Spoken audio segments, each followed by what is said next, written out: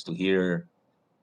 This is the second hearing on the budget briefing of the Department of Budget and Management, or DBM, as well as the Psdbm, the Government Procurement Policy Board, the Metro Manila Development Authority, MMDA, and we have with us present the Minority Leader, Senator Frank. Good morning.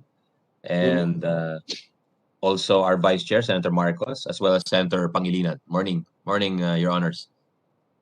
I'd also like to acknowledge the OIC USEC of DBM, USEC Tina Kanda. Morning, ma'am.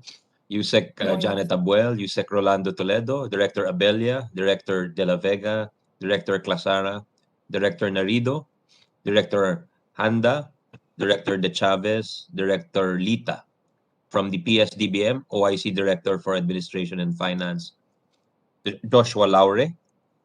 From the GPPB Technical Support Office, Executive Director Rowena Candice Ruiz, Deputy Executive Director Melissa Yan, and Finance Division OIC Balote.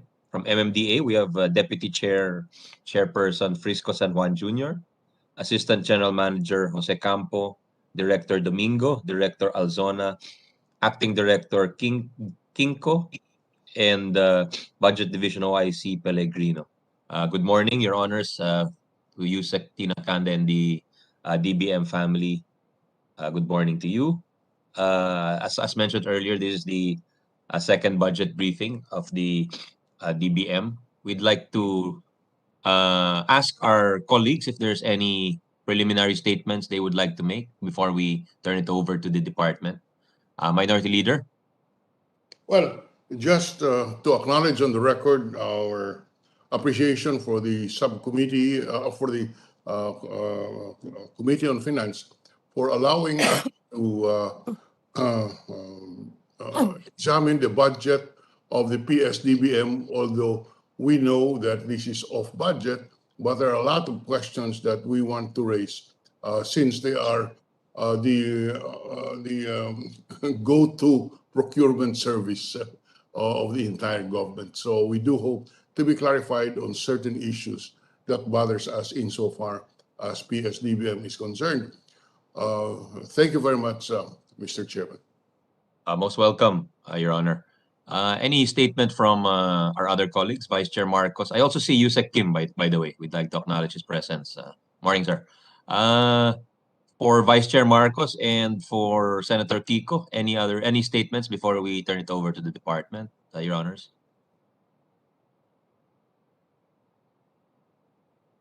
No statement on this on my end, Mr. Chairman. Thank you. Okay, thank you, Senator Kiko. I don't hear from Senator Aimee as well, so we'll turn it over now to the department. The floor is yours, Yusek Tina, for any presentation the department may have. Thank you. Mr. Chairman, I would like to ask that USEC Rolando Toledo be allowed to make the presentation. Okay, sige po. Thank you. USEC Toledo, go ahead, sir. Yeah. Good morning, Honorable Chairman and members of the Senate Committee on Finance, fellow servants in government, ladies and gentlemen, good morning. It is our privilege to present to you the proposed budget of the Department of Budget and Management for fiscal year 2022, anchored on the theme, Sustaining the Legacy of Real Change for the Current Generation. This presentation, Mr. Chair, shall be guided by the following outline. I will start with the discussion, next slide please, on the details and breakdown of the fiscal year 2022 proposed budget, followed by disaggregation of the budget classified by major program, project, by cost structure, by allotment class, and by organizational outcome for operations, and financial and physical performance of the department. Now, moving on, Mr. Chair, the DBM, next slide, please. The DBM fiscal year 2022 proposed budget, which is $2,118.5 million, or 11.02% higher than its fiscal year 2021 budget, shall cover the operating requirements of the Office of the Secretary, or the OSEC, and the Government Procurement Policy Board Technical Support Office, or GPPB TSO. Now, on the disaggregation of the budget, you can see on the screen of the 2,118.5 million proposed budget, 94.42% or 2 billion is allocated to OSEC to fund the regular programs of the central offices, 19 bureaus, services and offices, and 16 regional offices.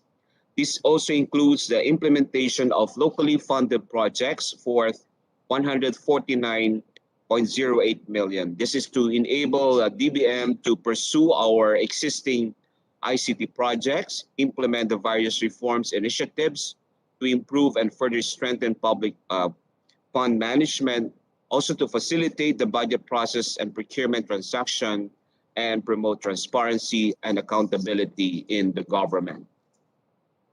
The remaining 118.29 million or 5.58% will cover the attached agencies, the GPPB, TSO programs, and projects.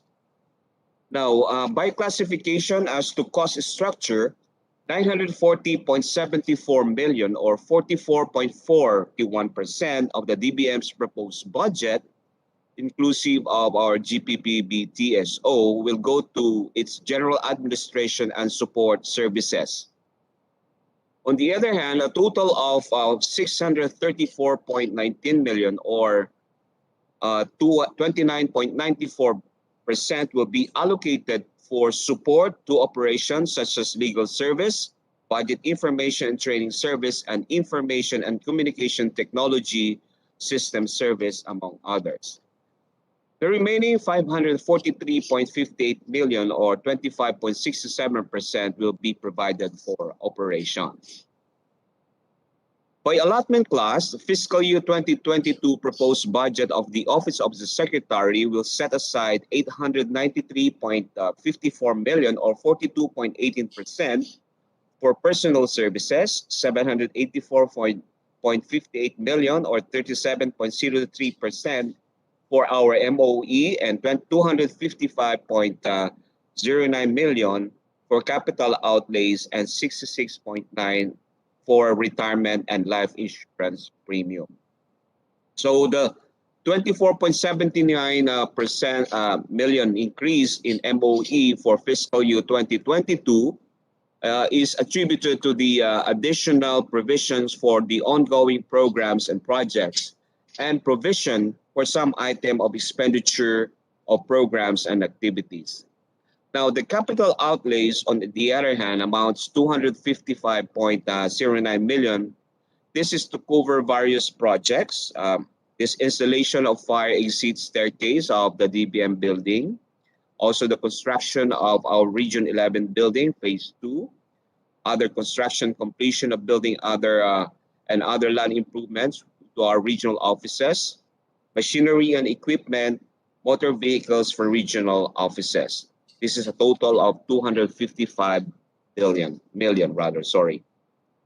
Now, for the GPPB TSO personal services accounts for 1.90% or 40.26 million, while MOE has 36.61 million or equivalent to 1.73%.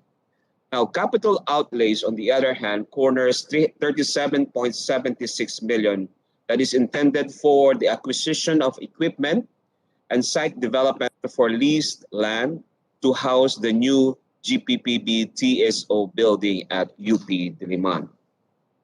Now, by allotment class, as a share of the combined proposed budget of the OSEC and the GPPB TSO, personal services represents 44.79%, MOE and financial services 38.21%, and capital outlays 13.67%, and RLEAP of 3.33%.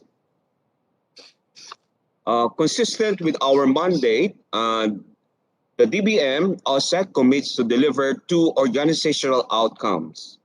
Of these 2 outcomes, organizational outcome 1, which is the allocative efficiency and operational effectiveness enhanced, corners the biggest share of with 481.15 million that is equivalent to 90.05% the proposed budget for OSEC's program for operations, as it covers bulk of the DBM functions. Now, the Organizational and Productivity Enhancement Program, that is basically the issuance of NGA's GOCC on public expenditure and organizational management reforms and productivity improvement measures. Kasama po doon.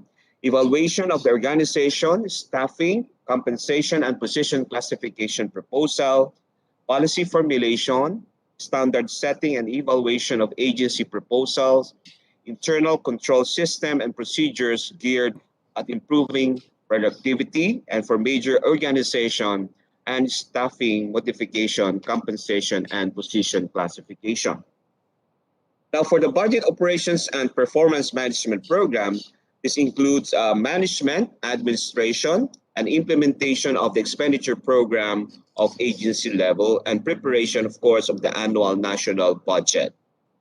Under the Local Expenditure Management Policy Development Program, this is the issuance of the LGUs on public expenditure and organizational management reforms and productivity improvement measures. Okay. On the Fiscal Discipline and Openness Program, here the organizational outcome 2, budget improved through sustained fiscal discipline and fiscal openness, will be provided with 25.84 million or 4.84%. Now, meanwhile, the GPPB TSO will pursue its organizational outcome of efficient government operations to enable government agencies to improve their procurement performance with budget of 27.33 million or 5.11% of the total operations budget of the DBM. We'd just like also to highlight our financial performance, Mr. Chair. On the status of fund utilization as of December 31, 2020, around 2.068 billion was incurred as obligation out of the total allotment of 2,737.17 million, which translates to an obligation rate of 75.6%. Of the total obligations incurred, some now 1,056 million went to MOE and capital outlays. We just want to take note that also that out of the balance of 532.28 million, 529.69 million will be utilized for the remaining regular operating requirements of the office due to the extended validity of the fiscal year 2020 appropriations in fiscal year 2021 pursuant to RA number 11520. Meanwhile, the disbursement rate of 79.38% can be attributed to the following. But there's also delays in the submission of the suppliers of complete documentary requirements to support billings for payment of goods, services delivered and rendered, and some precondition requirements of some ICT related projects, such as issuance of notice of acceptance before its actual disbursement. As to the status of fund utilization, Mr. Chair, as of June 30, 2021, that it includes carryover allotment from the 2020 budget amounting to 529.69 million due to the extended validity of the fiscal year 2020 appropriations, okay, and extending availability of the 2020 appropriations to December 31, 2020. So as far as the fiscal performance, Mr. Chair, the DBM OSEC successfully achieved all its programs under the fiscal year 2020 DBM performance commitment. Also, the fiscal year 2021 first semester performance of the DBM OSEC of the same programs are all currently on track, posting positive performance. On the other hand, the GPPB TSO also successfully achieved all its program under the fiscal year 2020 PSDBM performance commitments.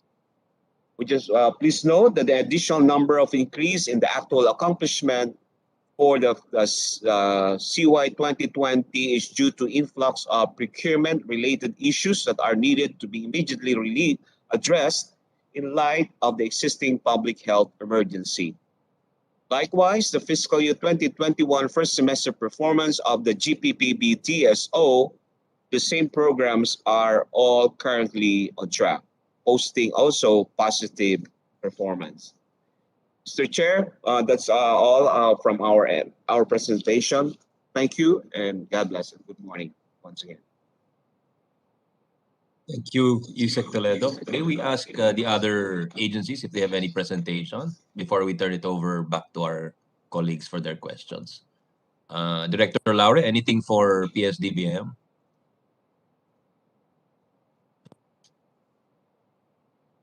Good morning, Mr. Chairman. Good morning, Good Director. morning to all the honorable members of this committee. May we just present a brief presentation of the PSDBM budget for fiscal year 2022, Mr. Chairman? Yes, May I please. be allowed Go ahead, to go ahead, sir. present our... Go ahead. Yes, go ahead, please. Yes, Mr. Chairman. We'll just upload the presentation. Okay.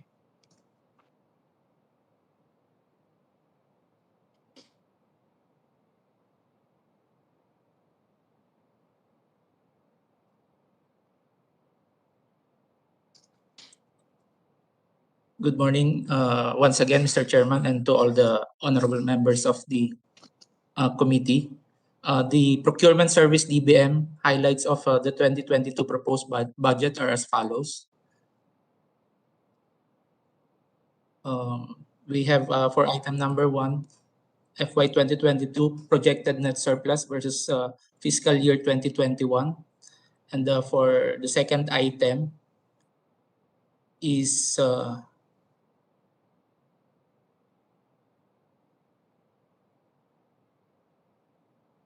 okay. Please, next slide, please.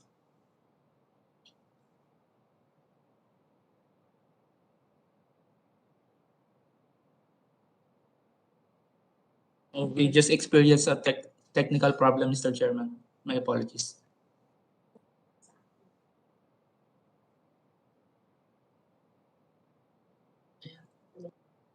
Okay, the next item is the fiscal 2022 proposed expenditure. Next slide, please. For the fiscal year 2022 projected net surplus, for our revenue, we are showing a total revenue of 7.2 billion. The majority of which will come from service fees as a procuring agent. And our total expenditure is projected at 1.7 billion. For personal services, it's 416 million. For MOE, 552 million. And for our capital outlay, it's 748 million. And our projected cash net surplus is 5.5 billion. Next slide, please. Can we hold this slide? I just want to look at it.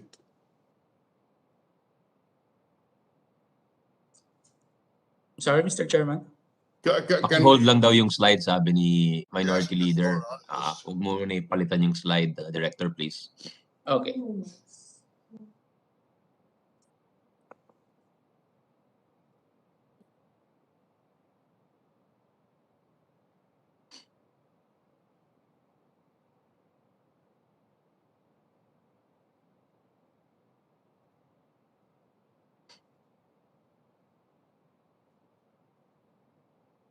Yeah, okay. Thank you, Mr. Chairman. Right. Please proceed, Director. Thank you.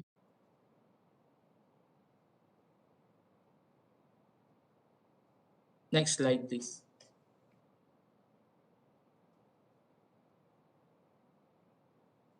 Okay. For the proposed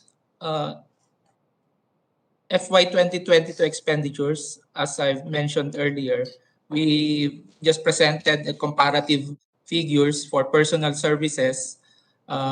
We have an increase of 20 million. This is due to the expected salary standardization law. We have just projected it an increase at 5%. And we have an MOE. We have projected an increase of 21%.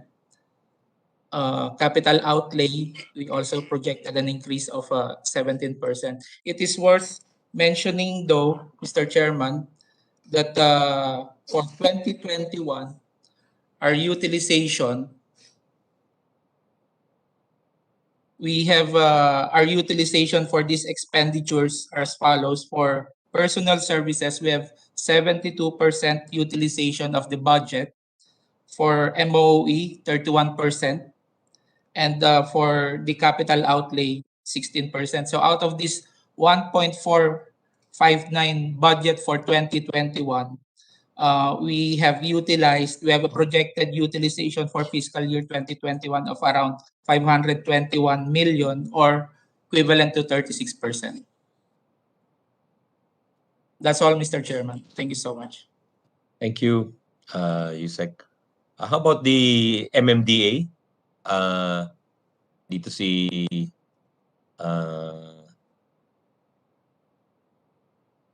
Risco San Juan Jr., the Deputy Chair of MMDA. Is there a presentation on their part? Good morning, honorable members and honorable chairman. Yes, we Morning do po. have a presentation, just a short presentation. May Sige. we be allowed to ask our Director Pellegrino to do the presentation? Okay, thank you. Director Pellegrino is recognized for the MMDA presentation.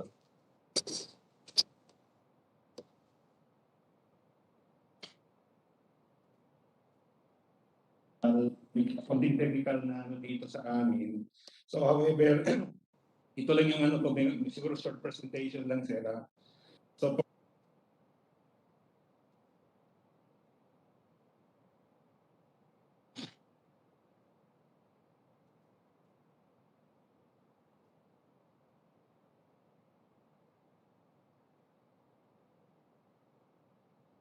I'd also like to acknowledge Senator Binay. I think she's online. Good morning, ma'am.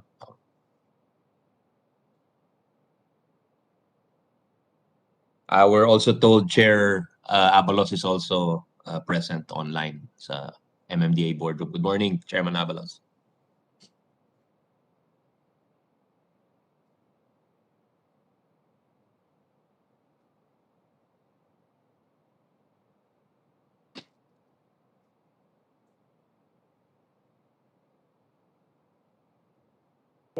Director Irene, can you assist the MMDA, please? yung presentation kasi din namin ma-share ng screen. Can the technical staff assist them with their presentation, please? Oh, actually ako sana sir eh. Maybe we could Yung yeah, technical kung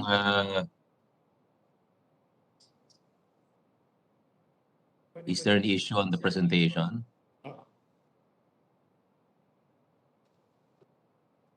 Sila mag-share ng screen. Apo. Kaya lang paano hindi kami marinig sir eh kapag magsasalita kami dito eh. Kasen Kiko, go ahead. We have time. Yes, There seems to be a problem.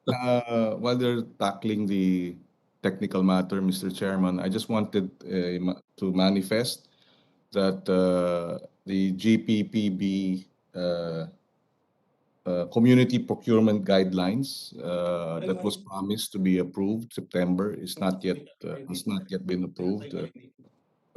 This is as per GPPB Executive Director Rowena Ruiz. This pertains to the what we have together with Senators Marcos, yourself, have been hammering the approval of the rules, guidelines for direct purchases to farmers and fisher folk. So I'm just manifesting, Mr. Chairman, that I'm inclined to push for the deferment of the approval or the submission of the DBM budget until such time that we get the commitment or we get the approval, Mr. Chairman. I have not made up my mind, but I hope they can explain because this is long overdue. This is supposed to be for 2021 purchases, and we're already ending 2021.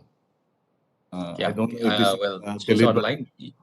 I don't know Shall if we this, ask I hope it's not what's deliberate. I hold hope up? this is not foot dragging. Mr. Chairman, Thank you. if I may Thank be you. allowed. Let's allow him. Let's allow Senator Kiko to finish, please. It's okay, Sorry, Mr. Mr. Chairman. I Chairman. made my manifestation. If they can explain, I'd be thankful and I would appreciate it. But they have been explaining, and until now they are still explaining. And really, this is not. There seems to be no sense of urgency, and I am sorry to say that this is my observation. For the record, Mr. Chairman. Thank you, Senator Kiko. Director Ruiz, yeah, I remember it was taken up also last meeting, I think, no? And there was a promise to issue that at the soonest possible time. So can we find out what is the status of that, Director Ruiz? Yes, Mr. Chairman. Thank you for the opportunity. Mr. Chairman, Senator Kiko, the CPPM, the Community Participation Manual, has been already presented to the GPPP during its last board meeting. The board already we went over already with the guidelines. Medyo mahaba lang po kasi yung guidelines, and the board members just asked for some time to comment on the same. But we do commit, we do have Yusek Rolly Toledo here with us and OIC Yusek Kanda. We do commit that once we have given the members, Mr. Chairman, just a few days to be able to submit the comments. Once that is done, we will be routing if there's any substantial comments. If there won't be any, the same will be routed for confirmation of the approval by the board. When was it submitted to the members of the board? This was submitted, Mr. Chairman, during the last meeting, October 14, Mr. Chairman. October 14, and you've given them till how long to comment? If I'm not mistaken, I think they were given until October 28 or October 29 to submit the comments, if there would be any.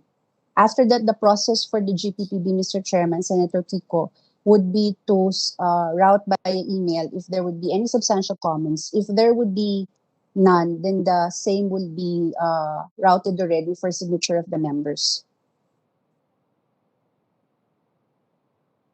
And how long would that take if there is a substantial comment? If there would be any substantial comments, then it depends, Mr. Chairman, if there would be any substantial comments.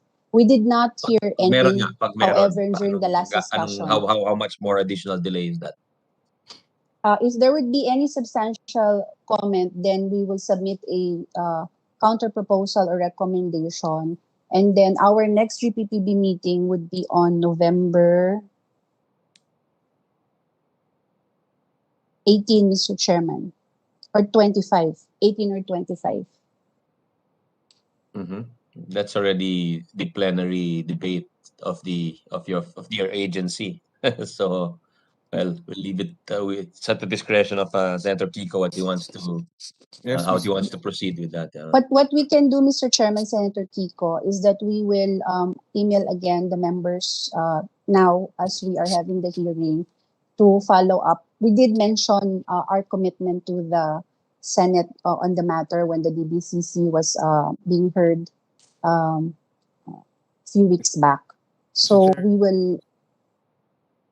Yeah, go ahead, Senator Kiko, please. Yeah. Yes, it's October 20. Are you not allowed to meet earlier than November 20?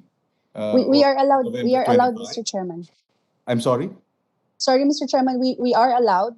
Okay, I just in that case, mentioned Mr. Chairman, may I suggest you meet earlier so that by plenary we can have a concrete, result in our urging you to pass the guidelines. That's my suggestion, Mr. Chairman. Of course, you can decide not to meet Director Ruiz. That's up to you. But as Miss- as our chairperson has said, that will be already in plenary by that time. So I don't know when you're going to approve it finally. I'm sorry, Executive Director Ruiz, but I have been very patient all throughout this year, following this up with your office, and apparently my patience has not resulted in any result at this time. And you're still saying in this hearing that you probably will meet, if not on November 20, maybe November 25. I mean, so if that's the case, maybe we should defer this hearing until then, and then decide on your budget when you approve it, the guidelines. Anyway, Mr. Chairman, if I Chairman, may I'm just respond. manifesting this. Hopefully, they can meet earlier. If they think, this can wait until November 20 or 25, then that's up to them. But I'm just hoping they can resolve this earlier before we get into the plenary debates, Mr. Chairman. I hope the GPPB board and the director understands the position we've taken regarding this matter. Mr. Chairman, Yes, if I may be allowed to respond. Yes, hold on. Well, yeah, I think if possible, the GPPB should show some urgency, Director Ruiz. And sabi nga ni Senator Pangilinan, medyo tagal-tagal na to. I think this was expected earlier this year. So, it doesn't seem to have been given the importance it deserves. So, but anyway, we'll give you a chance again. You have the floor, Executive Director. Maybe you can tweak your schedule a little bit. Mr. Chairman, thank you for the opportunity, Senator Kiko. I do apologize, but we do understand your concern. We also just want to manifest that there really are a lot of pressing matters that we have been working on, the GPPBTSO, and presenting to the board, as can be borne by the records of the deliberations of the GPPB. Nonetheless, we do commit. Today po, we'll be asking the Secretariat to email all of the members to facilitate the comments if there would be any. And then, tama po si Senator Kiko, we don't have to wait for the regular meeting. We can do undertake special meetings, and we can even do this ad referendum should there be any substantial comments. Based on the discussion po last, I can see naman po that there won't be any substantial comments that were raised. I think the members were just being cautious to make sure that they will be able to provide any comments and go over the discussion, go over the guidelines line by line. Medyo madami rin po kasi ang nadi-discuss sa board every meeting. So with your indulgence po, that's what I'm going to do, and I will update the committee later on once we get any confirmation from the members. But we rest assured po that despite the constraints, we are really working very hard to have the CPPM approved at the soonest possible time. Well, Senator Kiko. Yes, thank you, Mr. Chairman. Well, we will just have to wait then and see. But I manifested it, and I hope that by the time plenary debates begin, this matter has been resolved once and for all. Thank you, Mr. Chairman, for allowing us that manifestation and raising some questions. Thank you, Senator Kiko. And thank you, Director Ruiz, for your manifestation. And we really hope by plenary debates, this matter has been resolved. I think we've had more than enough time to resolve the matter, and hopefully by plenary, tapos na ito. Maraming salamat, Mr. Chairman. Thank you, Senator Kiko. Does the GPPB have any presentation, Director Ruiz? And our budget was included in the presentation of the BBM earlier. Okay, all right. How about the MMDA? Is it ready, the presentation? Okay, there. Yeah, go ahead. Was it Director Pellegrino? Go ahead, sir.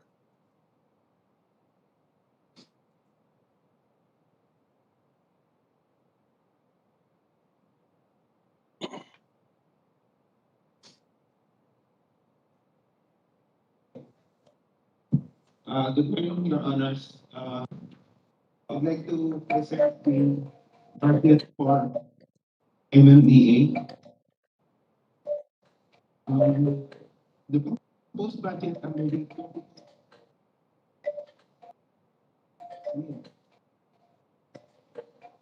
We can hardly hear the one speaking. I also see Senator Drilon shaking his head. Hindi po namin marinig, Director. Siguro pakilapit na lang yung microphone at saka pakicheck na lang po yung audio ng computer, please. Good morning, Your Honor. Can you hear me po? Mahina ho, mahina. Good morning, Your Honors. Baka may headset ho kayo. Can you wear a headset maybe or with a microphone? Wait a minute. Tsaka pakipatay na rin po yung mga computers na katabi kasi magkakaroon tayo ng echo ho.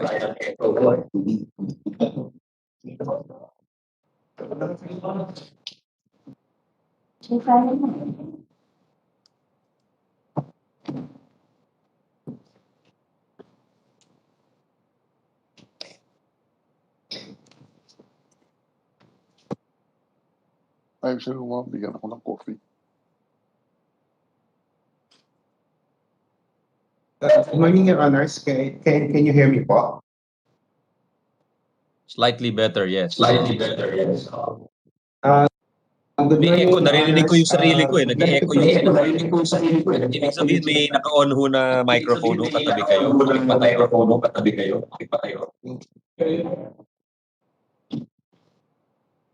We hope the committee secretariat can take care of Is the it better checking the now po, presentations beforehand. Mr. Chairman? So we don't waste time. Director Irene, please, next time, check all the presentations beforehand. Hello po, Sayang oras Chairman. ng mga senador eh. They have to wait for this. It's a lot of dead time. It's wasted time.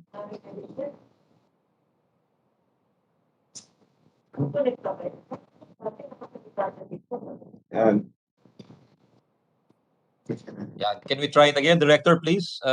Please. Otherwise, we'll have to suspend the hearing to give you a chance to fix your presentation. Trial version.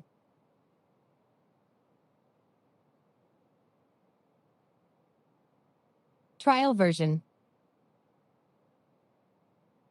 Mr. Chairman, Yes, Senator Drilon. Trial Minority version. Leader. while the MMDA is trying to fix the technical problem, can we proceed by, if it does not violate any rule? I just Certainly, have a few certainly. I questions think on- it's the Yeah, I would better. ask a few Trial questions version. on the other Yes. agencies that are presented, and then come back please. to the MDA later on. Trial We'll do version. that, but can we instruct the director of the LBRMO and the committee secretariat to Trial version.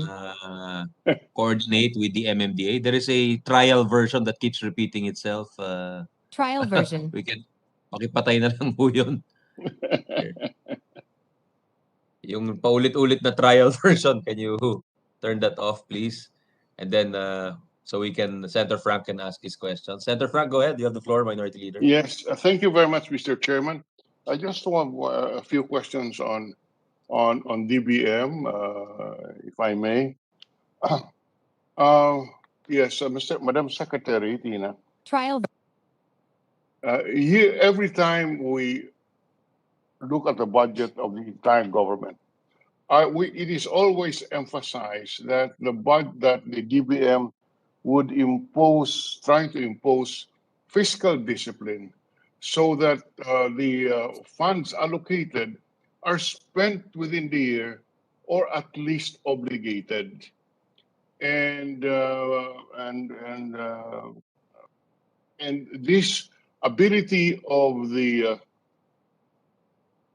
agencies to obligate and as a percentage of what is allocated or budgeted is a standard of performance that the DBM would exact from the agencies in order to favorably consider requests for additional budget. Yesterday, we heard, or the day before yesterday, we heard the budget of TESDA. And we discovered that they are claiming that we have an 88% budget utilization rate. But what we discovered is that they simply transferred the fund from the central office to the regional office and considered their performance as good because as outstanding because 88% of the budget was utilized.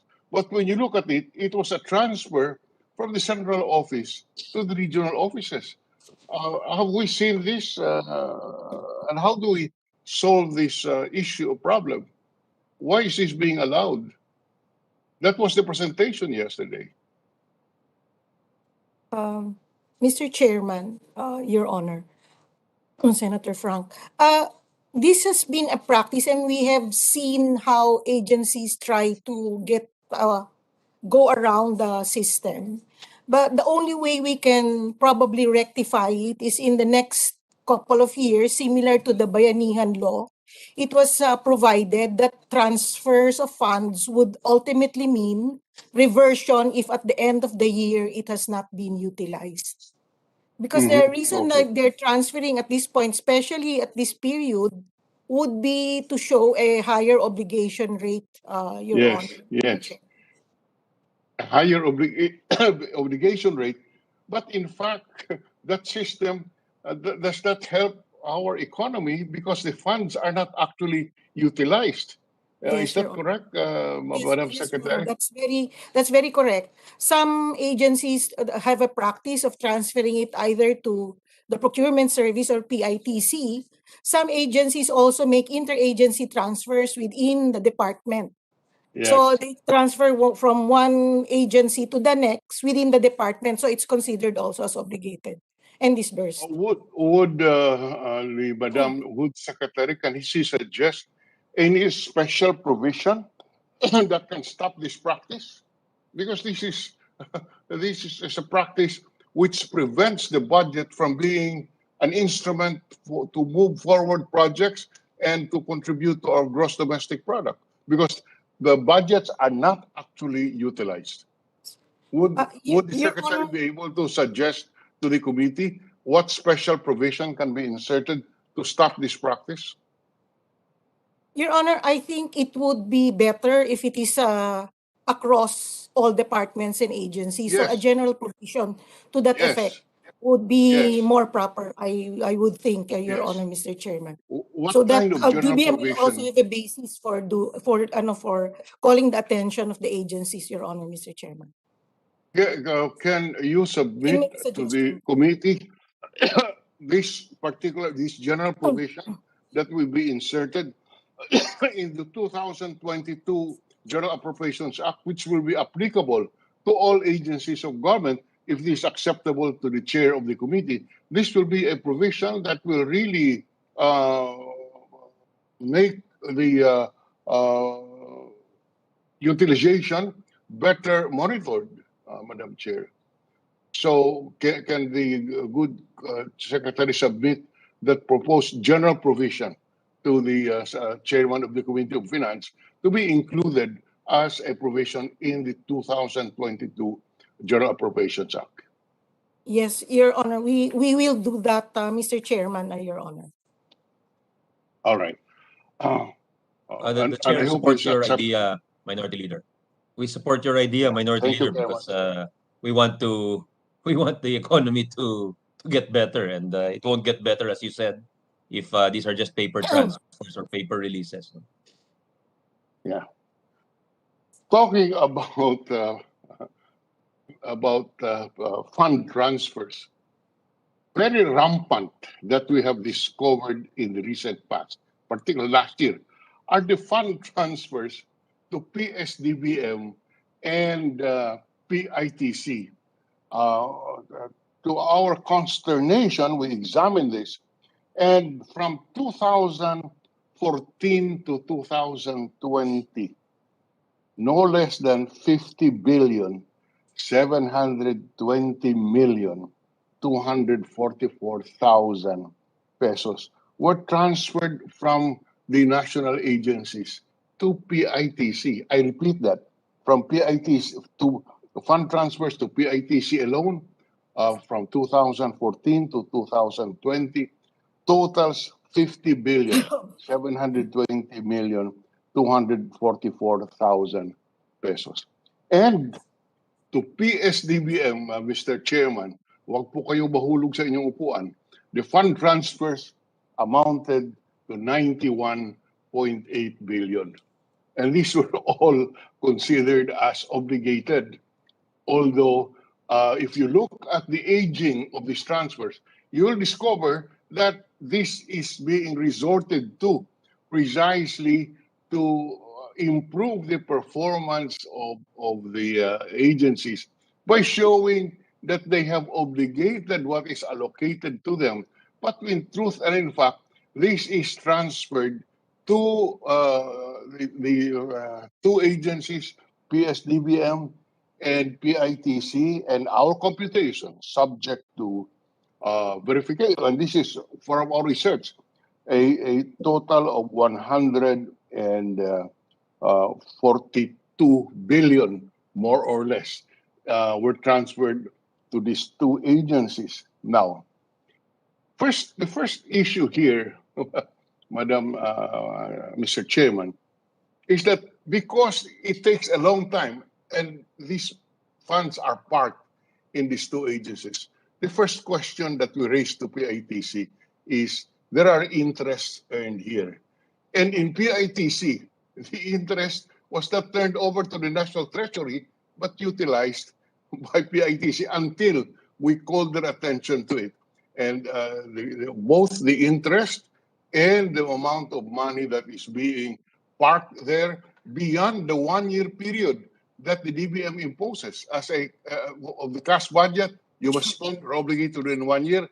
In PITC, it lasts for years, and it's difficult to trace how long, but it is indeed sleeping there. But I wish to inform the chairman that because of our monitoring of the operations of PITC, today PITC has returned to the national coffers 10 billion pesos. 10 billion pesos. And an additional almost 2 billion pesos before the month is over. So that because we were putting them on the spot, they were able to return to the National Treasury 12 billion pesos. But having said that, ma'am, we noticed, and we worked on this, we noticed that a total of at least 51.8 billion is now in the coffers of both PITC and Psdbm as balances of the funds transferred by the source agencies. In the PITC, we calculate that it's about 31,735 million as funds of the national government provided in the budget, and is parked in the coffers of PITC.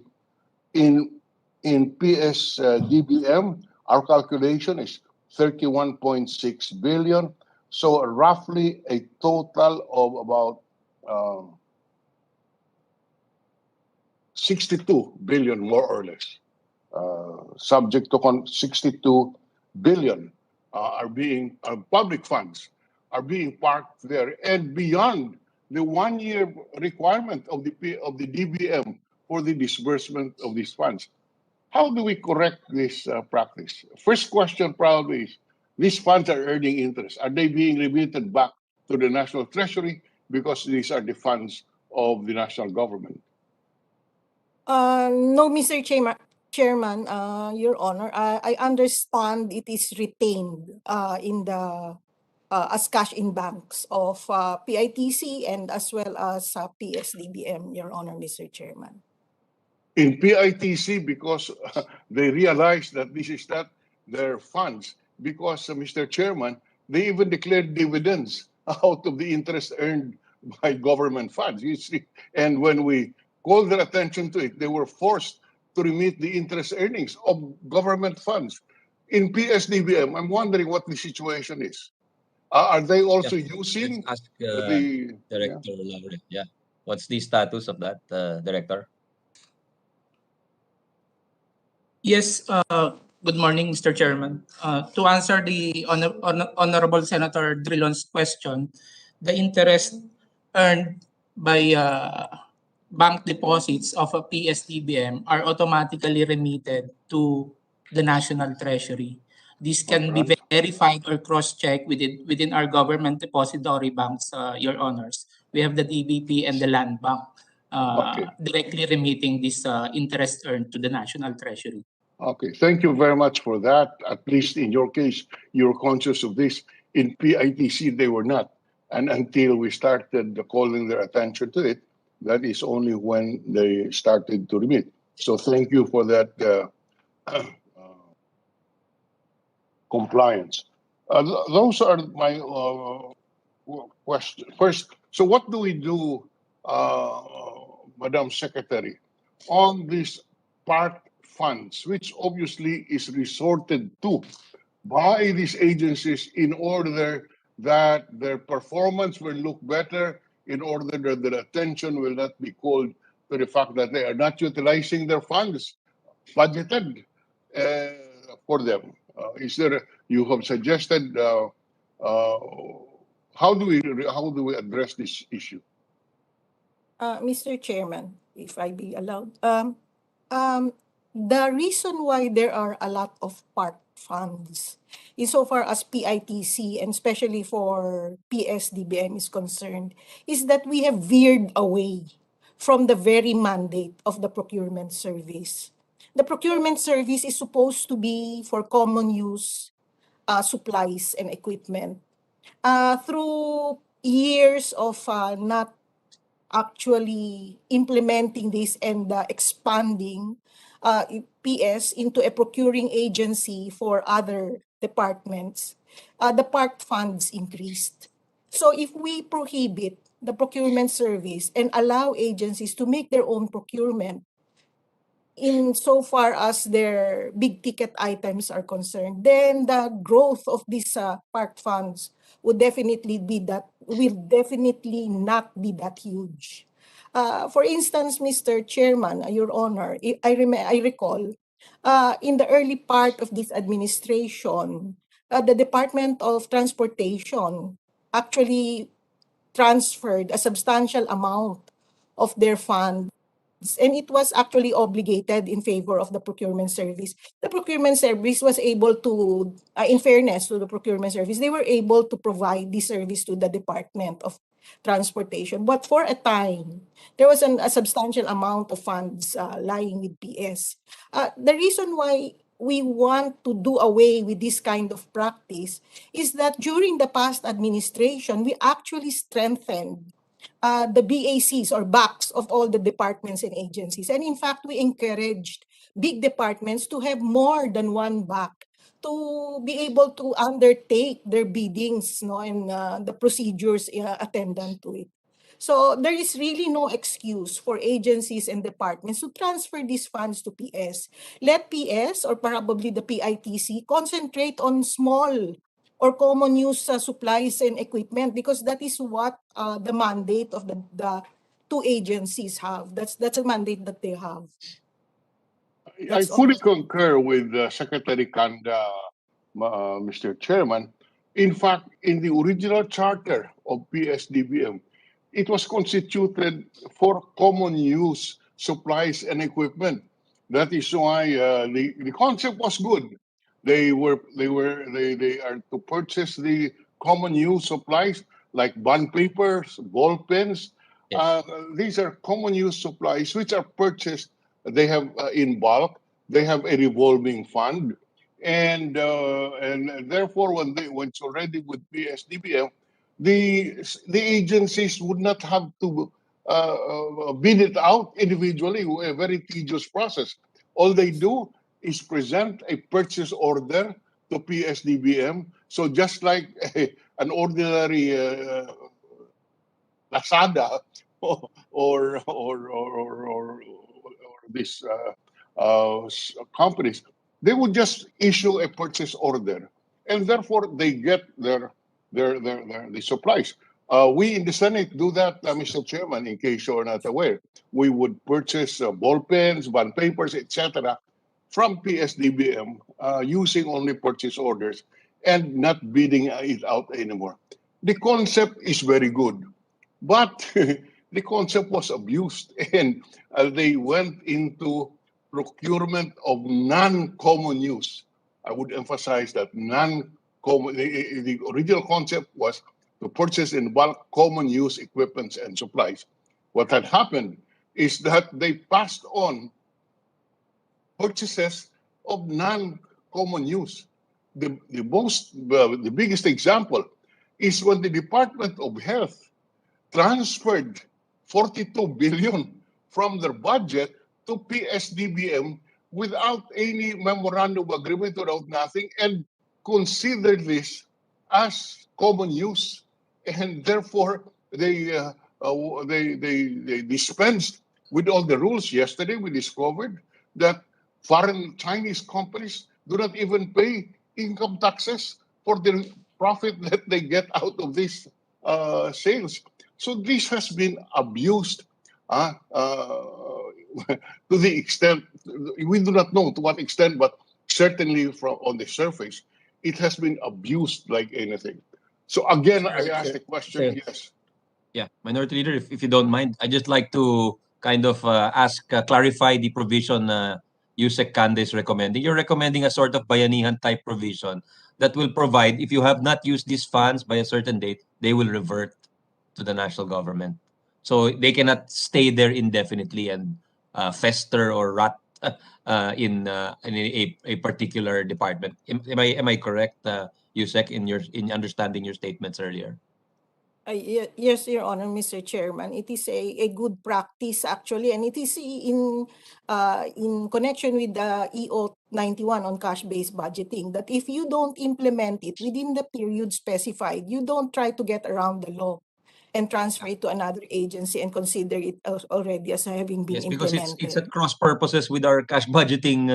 What we're trying Yes, to do Your with Honor, cash Mr. budgeting. Chair. Then you have you ask all the agencies to be efficient and Congress to be efficient, but you have this big hole here, this big black hole Yes. here, sucking the funds and not being accountable. So we'll work with you and Senator Drilon and the other senators to craft Yes, that Mr. provision. Chairman. It as we said, it's at cross purposes with the idea of spending the budget expeditiously. Thank you. I just wanted to clarify that, Minority Leader. Senator Kiko, yes, go ahead. Yes, with the That's not permission of the what Minority Leader and the Chairperson, the Minority Leader mentioned 90 billion.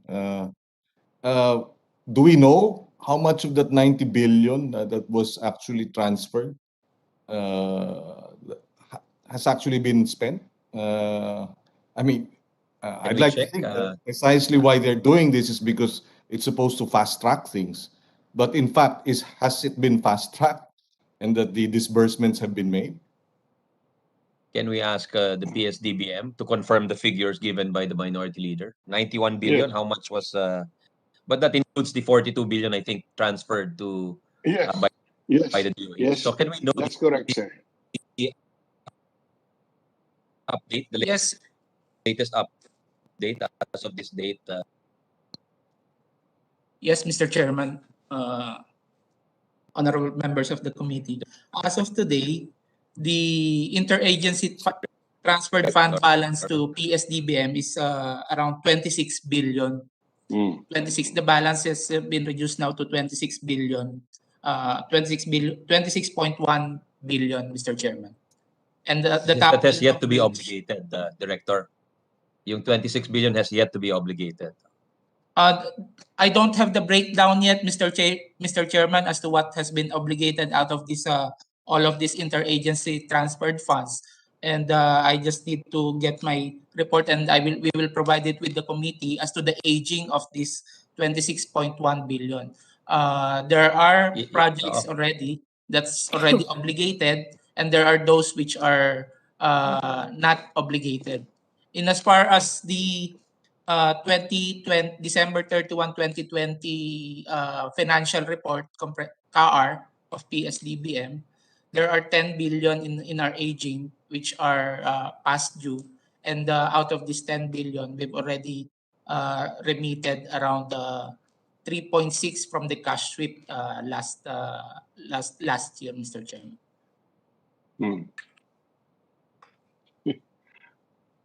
When that was on the books, and then there was that provision passed, out of the 10, you were able to obligate minus 3.6 kasi binalik niyo yung 3.6. Na-obligate niyo yung 6 billion plus. Is that my correct understanding, Director? No, the balance of the 10 billion less the remitted 3.8 billion is for identification, Mr. Chairman. What we're saying is this 10 billion, we have to remit everything to the National Treasury.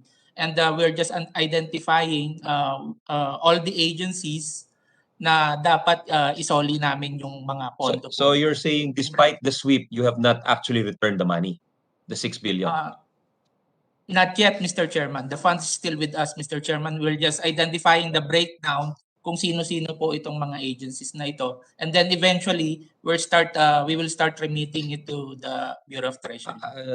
I don't understand why you have to identify the agency, because you're going to return it to the National Treasury. There is the one fund concept. So what is the purpose of identifying the agency? Ibabalik nyo rin naman yun di ba? Kahit sinong agency yan, di ba? Yes, Mr. Chairman, but just for the clarity in our books also, because we have different liabilities to this agency, just for clarity in our books, we'll have to identify kung sino-sino po yung mga agencies na dapat na namin isoli sa National Treasury. Yung mga... That's another surprising development. I think even probably all the senators here are surprised to hear that despite that comprehensive provision for a comprehensive sweep under Bayanihan to return all the monies, there is still that big chunk of funds that has not been returned of 6 billion. So can we get a report in writing on that? What was returned and what has not been traced? We might need a forensic detective to trace all of these fund transfers together. Hopefully not. Senator Binay, then Senator Kiko afterwards. Senator Binay was raising her hand earlier. Yes. Mr. Chairman, but at the end of the day, the mere fact na nagre-remit sila sa National Treasury, may service na hindi na-deliver. Diba? We gave these funds to procure certain materials. So para sa akin, maling-mali at hindi na katanggap-tanggap na yung pinaglaanan natin ng pondo, hindi pala nabili. Diba? Baga hindi na natin mababalik yung panahon para magamit yung pera na yon for whatever purpose, right? Yes. Well, kumbaga missed opportunity for all of us. Yes. Maybe it was also a missed opportunity for someone else, no? To do something. Senator Kiko, go ahead. Yes, also a submission that we would like to request from the DBMPS. There was a document that was submitted to the Blue Ribbon Committee on the amounts that were transferred to the DBMPS, and we noticed two very large amounts, 50 billion and 45 billion from the DOTR, and this is with respect to, if I'm not mistaken, the LRT purchases. May we know the status of these transfers? 45 billion and 50 billion, and this was submitted among other amounts that were transferred to the DBMPS. Perhaps they can give us at least an initial response. What happened to this 45 billion and 50 billion from the DBMPS? Yes? Yes, thank you. Please respond, Director. Mr. Chairman, Honorable Senator Pangilinan. Sir, the 45 billion supposedly transferred from DOTR, there was no fund transfer. The procurement activity was only conducted by PS, but the funding of this or the funds is still with DOTR. DOTR will just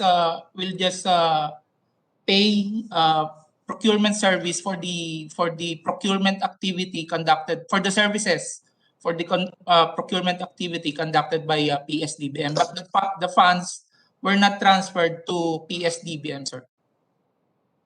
It's still with DOTR. Ang nangyayari, magkakaroon lang po ng fund transfer pagka naipa-award na po yung project and then naibill ng Psdbm si DOTR for the 1% service fee.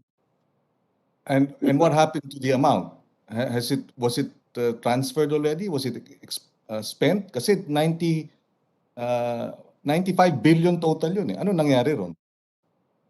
Sir, hindi po na-transfer po sa amin yung ano. Wala pong ganong transfer. Like I mentioned They just earlier. readed it out. They were just the one who acted as like the back, no? Kayo yung Yes. nagsilbing Yes, sir. back. Yes. So yes. what happened to it? Natapos ba yung kontrata? Nailabas ba yung pondo? O hindi nyo alam? Hindi sir, part po ito nung presentation kanina na yung pondo is para po sa 2022 projects na po siya. Pagka naitapos na po yung procurement activity, and then saka po for implementation ng Department of Transportation. Yes. Oh, okay, but can we have your submissions, Mr. Chairman? Can we request the DBMPS to give us a status of this malaking pondo ito? Kahit hindi man nailipat sa inyo, kayo naman ang back. No? So gusto natin malaman yung status ng mga ito. Salamat, Definitely. Chairman. Yep. Yes, please, Thank you, Mr. as Chairman. requested, please, Director. Senator Minority Leader Drilon, please. Yes, obviously, from all of these exercise, all questions that we're raising, this violates and the agencies go around the cash-based budgeting, both by moving the funds to the regional office. They consider it as obligated, no longer subject to the return because of the 1-year lapse, or they put it in the hands of Psdbm and PITC, and again they have the same result. In fact, Mr. Chairman, the COA flagged this practice of PITC because after the funds are transferred to PITC, the 1-year authority would lapse, and yet it is just being there. It's just being returned in violation of all the rules and on all the laws. That is why COA flagged it as an exception. That's why they issued a qualified opinion, because the use of the funds were no longer authorized as the 1-year period already lapsed. So this is really a mess. And some agencies, ang sabi nga kahapon ni Senator Cynthia Villar, bakit ba in love yung mga agencies sa PITC? Bakit in love sila lahat? Yun ang tanong po niya. And if you look at it, sir, the favorite of PITC is the armed forces, particularly the Philippine Army, where you see billions of pesos being transferred. And second is the Bureau of Fire Protection, where even the building of fire stations, purchase of vehicles are with PITC. And this, I think there is reason to be bothered by this, because these are all efforts to go around the law. So may I request our good secretary, who we all respect, that please come up, help us come up with a general provision which will stop all of this, including the constitution of the BACs in the different agencies. Can you imagine, ma'am? Medical equipments, face shields, face masks, thermometers, etc., etc., etc., were made common use equipment. Pwede po ba yun? Ang itong mga yung mga testing machines were made at the same level as a ball pen and a bond paper. And by the way, do we have a representative of the GPPB here? Government Yes, Procurement? we have the directors, Director Ruiz. Yes, Mr. Chair. Yes. Yes. Can I ask the question, how did you convert to common use the medical equipments, which obviously are not common use? What made you do that? Mr. Chairman, if I may be allowed to respond. Yes, go ahead, please. Director. Yes. Mr. Chair, Senator Drilon, there was a request coming from the Department of Health at the time for the board to declare said items as common use supplies and equipment. The reason provided in the recommendation of the DOH is that said items were expected to be commonly used by the government offices in light of the COVID-19 pandemic. And at the same time, they wanted to ask the help of the procurement service, given its expertise, to be able to procure the same for them. And you found that sufficient, and you assumed the technical competence that you did not really have, or that Psdbm did not have, versus the bids and awards committees in the Department of Budget and Department of Health. Mr. Chair, Senator Drilon, the procurement service also sent the GPPB a letter endorsing the same request of the DOH, stating that they would like to use their expertise as well as their ability to be able, given their expertise and experience, to be able to procure the said requirements of the Department of Health. I am sorry to say, Madam, that because of that action of GPPB, it gave rise and it gave opportunity to commit all of these shenanigans. Because without that classification of this medical equipment as common use, then this could not have happened. It caused the transfer of 42 billion, a very substantial amount in the budget, to Psdbm, and all of this happened. It's now we're running after them. We're like crazy, and there's a howl because instead of using this properly and help in the issue or providing funds, ito po ang nangyayari. But anyway, that's in another committee. May I we just interject want, with the permission yes, of sir. the minority Yes. leader? I have a question related to this to Director Luis. When you classify an item for purchase or for future purchase as a common use item, what is the procedure and what is the notice? Is there a notice to the world, or not? Is it just something known within just government circles, Director? Yes, Mr. Chairman, based on what the board has already approved as common use supplies, the request comes from the procurement service. There has to be an endorsement kasi sila po yung bibili. Taking note as well of not only their ability but also if the same is actually needed by most of the government agencies. Because generic po kasi yung definition ng common use supplies and equipment in our in the procurement law. So kung ano po yung ginagamit ng mga government agencies na po pwede pong mag-benefit ang pagpaprocure ng PS under economies of scale na principle. Once that is endorsed by the procurement service, ilalatag po namin yan sa GPPB for approval. Meron pong publication requirement for the said, and at the same time, pinopost po ng procurement service sa kanilang website yung listahan po or yung catalog ng mga common use supplies and equipment. Ang rule din po kasi is that as a rule, the government agencies will be buying the same from the procurement service yung common use supplies kapag ho available ang stock. Pagka hindi po available ang stock, authorized din po ang mga procuring entities na bumili na on their own. So hindi naman po tayo nakatali lang sa PS. And slow down a little bit? Could you rewind about 30 seconds and repeat it? So I forgot about the stocks, about the scarcity of stocks. Could you repeat your statement? Yes, Mr. Chair. Nasa rules din po kasi natin, again, the reason why we are the procurement service was authorized to procure common use supplies and equipment for the government is to avail of its expertise and the economies of scale. Yes, so, you can forward a little. Just about we're concerned about the process because yes, pag nasa Psdbm na and under the bayanihan, what happened is that kahit bumili sila, kahit nag-canvas sila, it was a negotiated purchase, mahal pa rin yung binili. So, my point is, if there is advance notice to the world, the government is looking for these supplies. And then, the market will take hold, di ba? They will start, ganun ba? The enterprising entrepreneurs will start looking for these items if they know that yun ang bibili ng government. And what is the effect? Yes, the price will go down, di ba? So that's what I'm trying to drive at, Director. Is there an adequate notice to the world? Baka naman everything is done under cloak and dagger, kaya nabibili yung mahal, di ba? To the detriment of the public. So we want to Yes, know sir. how the process, could you slow it down for us?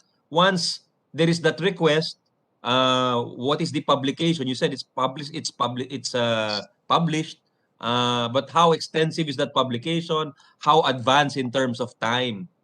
So that there is notice to the world that, hey, the government is going to buy these items. Please give us your cheapest, or please prepare, or please give us, because that's the way it's done in other countries, no? Like in the US, the military posts, we're going to buy so and so. That's why before the bidding, alam na nila, oh, saan ako papasok? If you're a big contractor, dito ka sa malaking items. If you want to bid for the smaller ones, there's a niche here. So, di ba? May ganong element of notice and hearing, kumbaga eh.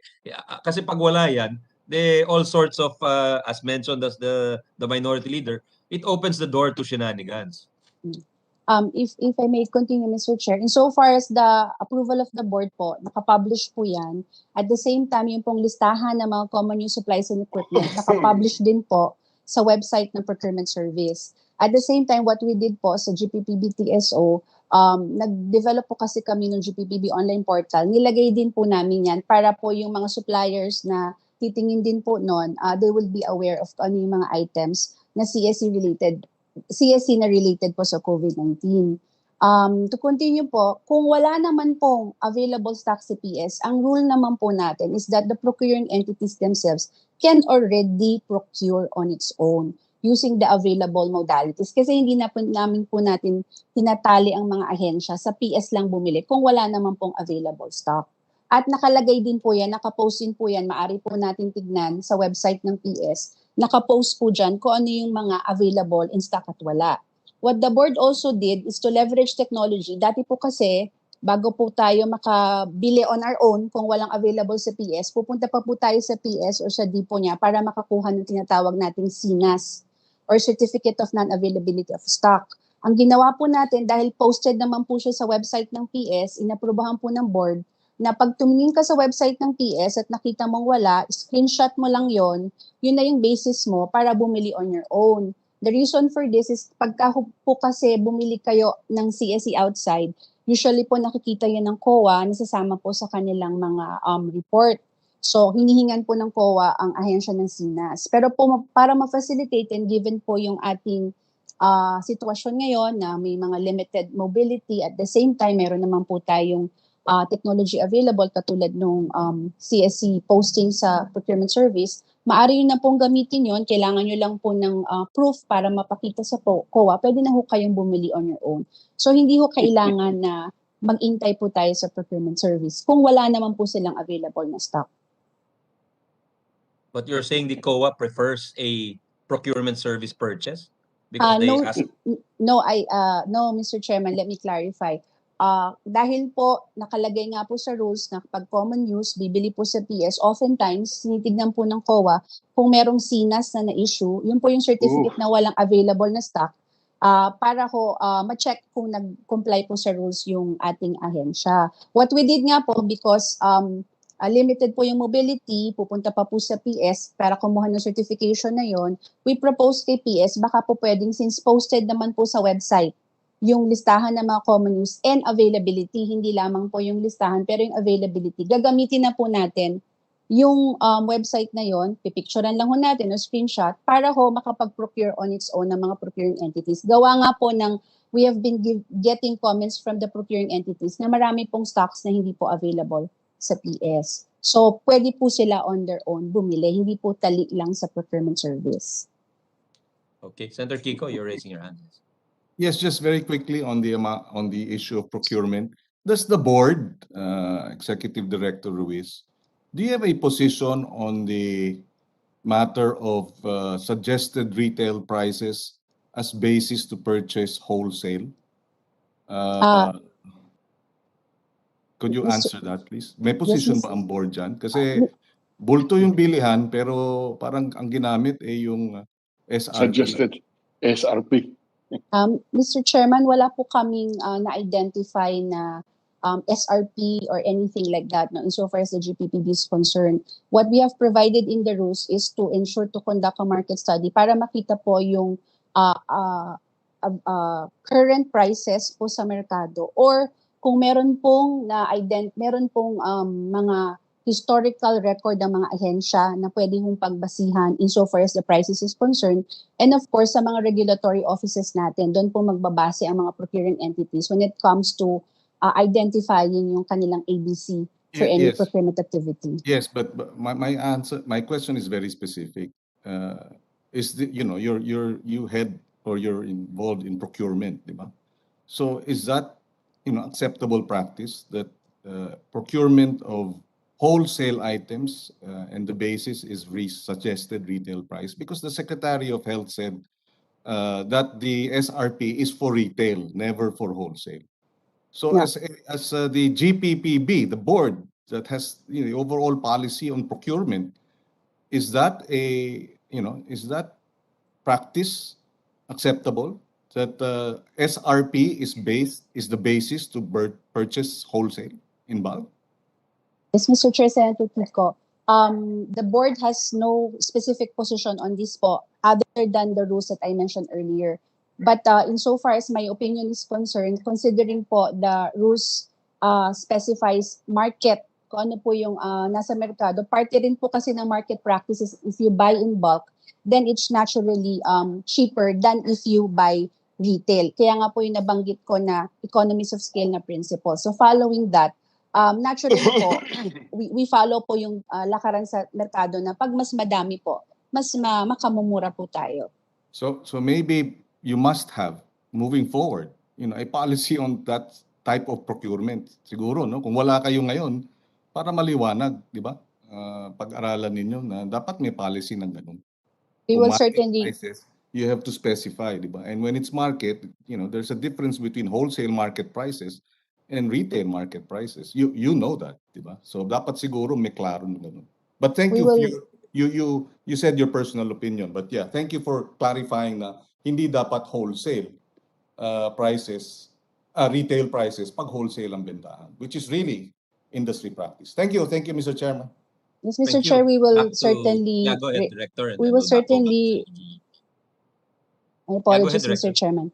Yeah. We will certainly ahead, raise the matter before the GPPB. Thank you, Mr. Chairman. You just raise it now? Di ba? I mean, the Procurement Act has been there for many years.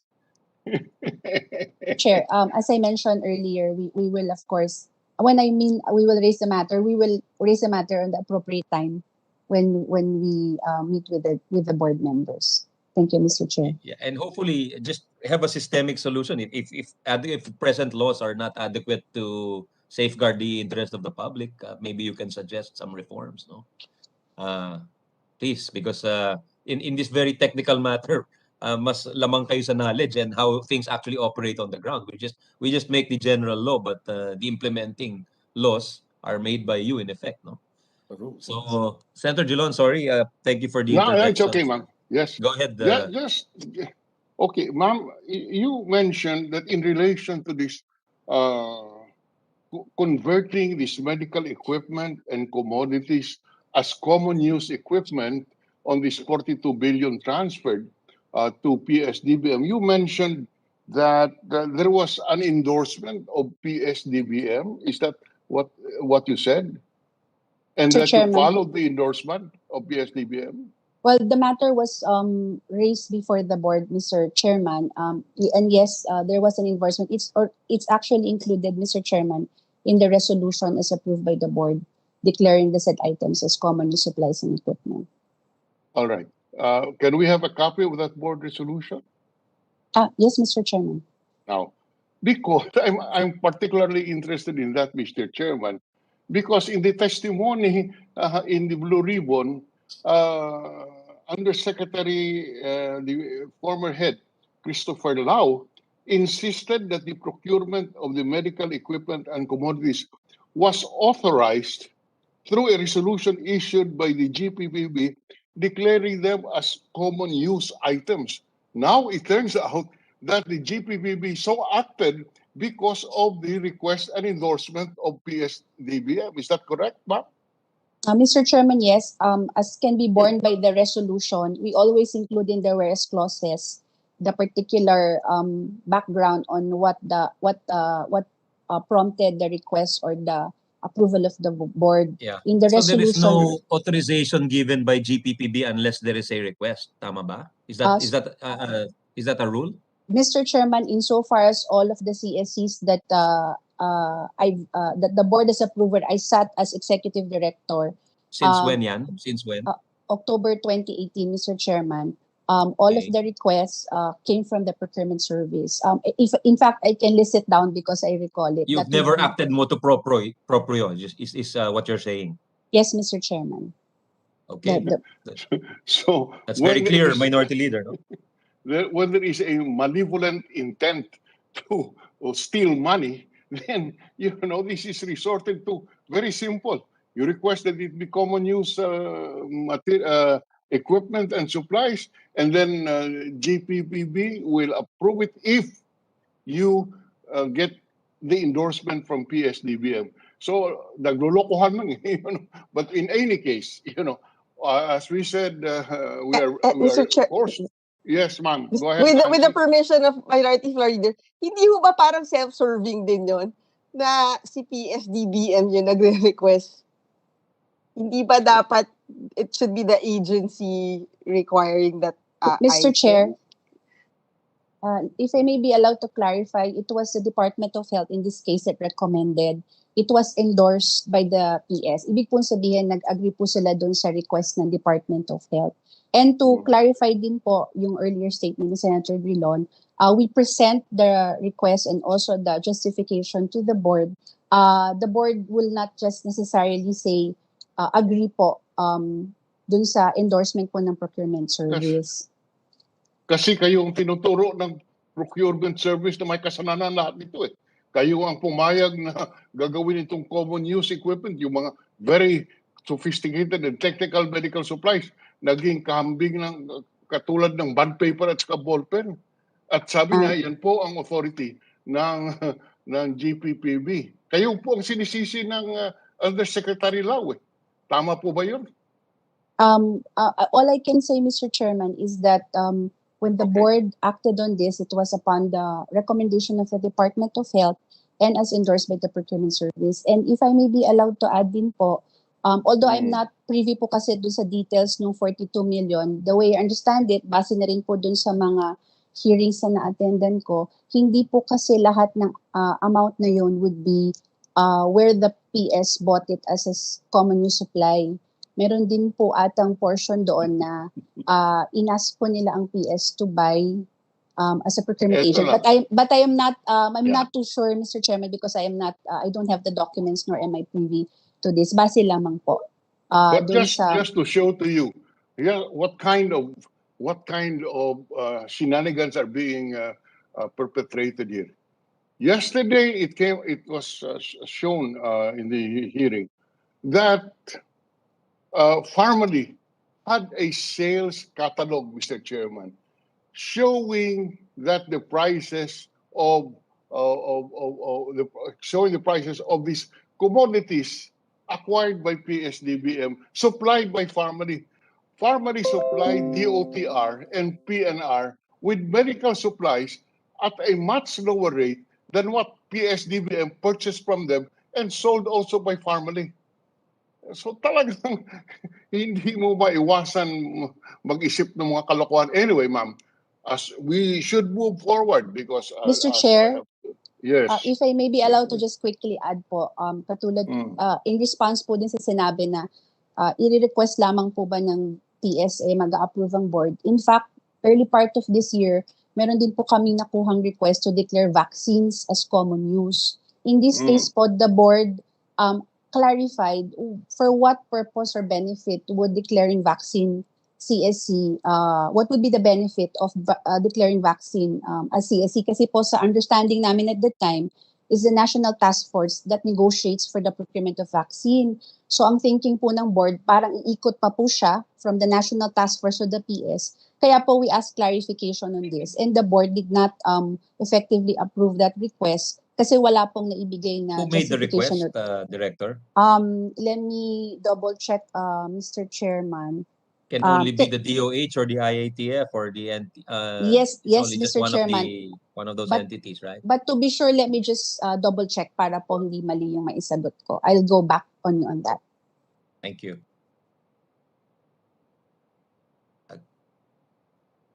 If I recall, it was the DOH.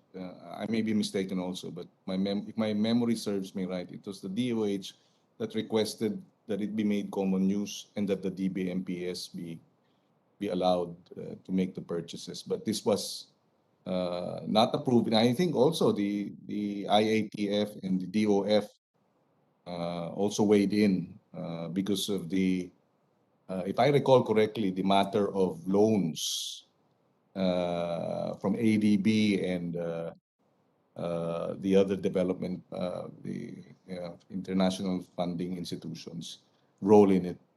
That, if I recall correctly, during a number of our hearings on the Sinola. Yes, Thank you. Mr. Chair, if I may, I can confirm that we did receive a letter from the DOH on the matter, and we did clarify not only from the DOH but also from the National Task Force so that we are better guided on what would be the role of the procurement service in this regard. May I know, Director, if you mentioned earlier about 5 minutes ago that you don't have the records from the Psdbm transactions. May we know why is this the case? And even in the previous hearing, Yusek Kanda was saying that the Psdbm operates like some sort of independent republic. They have their meetings, although they are the chair. Parang may sariling mundo itong Psdbm. So we'd like to know, are you not furnished with the details? Once you authorize the purchase, you do not get any information about the biddings, the purchases, etc. Mr. Chairman, as a policy office, the board po, the procurement will be undertaken by the procuring entity itself. The board only issues policies and rules on demand. Hindi po kami sa operation or implementation. So that's number one. Number two, in reference po dun sa issue, this was prompted by the COA audit report. Hindi po kasi kami kasama dun sa iba po yung, it's on the DOH COA So who audit actually report ng knows DOH. what the Psdbm is doing as a procuring entity or as a back? Who actually knows that? As a procuring entity, Mr. Chairman, lahat po ng bid notices ng PS should be posted on the PhilJeps when applicable, depende po sa modality ng gagamitin. And in the case of Bayanihan, we have provided for the GPPB online portal. Insofar as award po is concerned, nandun din po yan sa PhilJeps and at the same time dun sa GPPB online portal. Yun po yung mga notices insofar as the actual procurement of the PS and other procuring entities, hindi lamang po ang PS is concerned. Aside from that day-to-day notice and everything, is there no summary of transactions submitted to any lead agency of any form? A quarterly report or a semestral report of some sort? In the case of the GPPB, Mr. Chairman, in 2019, I recall, we did ask the procurement service to submit its report to the GPPB. Nakapag-submit po sila ng isa in 2019. After that, hindi na po siya naulit. What prompted that request for that report in 2019? When I came in po kasi, Mr. Chairman, so I was going over the operations of the GPPB TSO, and I asked if the PS has been reporting to the GPPB, and I was informed na po na wala po. So I raised the matter before the GPPB, and the board asked the PS to submit its report. Who was your predecessor in the GPPB? It was Executive Director Dennis Santiago, Mr. Chairman. Dennis Santiago. How long is that? Dennis, as in male, Dennis? Yes, Mr. Chairman. How long was Mr. Santiago in that position? Let me verify, Mr. Chairman. Yeah, you can just submit that. I'll turn it over back to the minority leader. I just wanted to be more familiar with the operations. Go ahead, minority leader. Thank you. Yes, thank you very much, sir.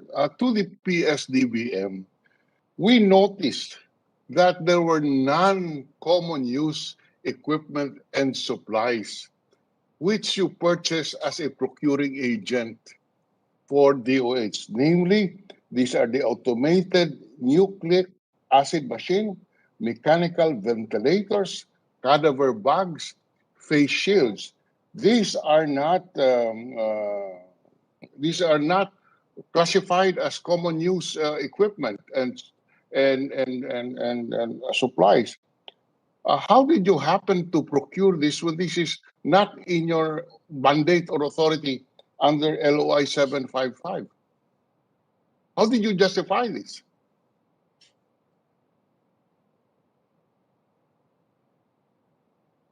These are Mr. not Chairman, common use yeah. equipment. Mr. Chairman, since this is a legal matter, can we just submit a reply to the committee? And I'll ask our This is legal this division. is You're not a lawyer. I'm not a lawyer. Unfortunately, I'm not. Yeah, a pero lawyer, Mr. very Chairman. basic naman yung question ni Minority Leader, I think, no? Because I understand your you want to be safe in your answer, but bakit nga? That's very esoteric equipment, and wouldn't it make better sense for the particular department to know, because they're the ones who make the in all the bid requirements. I suppose they put the specifications, and it's very technical. So if it's a piece of medical equipment, then it makes sense that there's a health or medical official making that, diba? Rather than a layman at the Psdbm. Mr. Chairman, with regards to the medical equipment, it is covered by memorandum of agreement.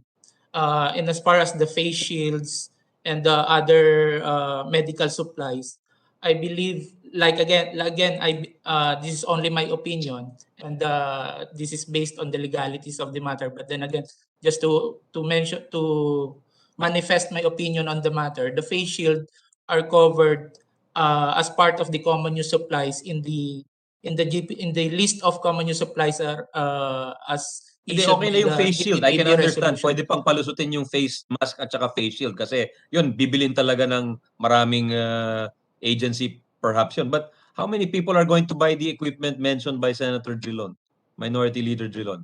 Yung nucleic whatever that machine is. Acid machine.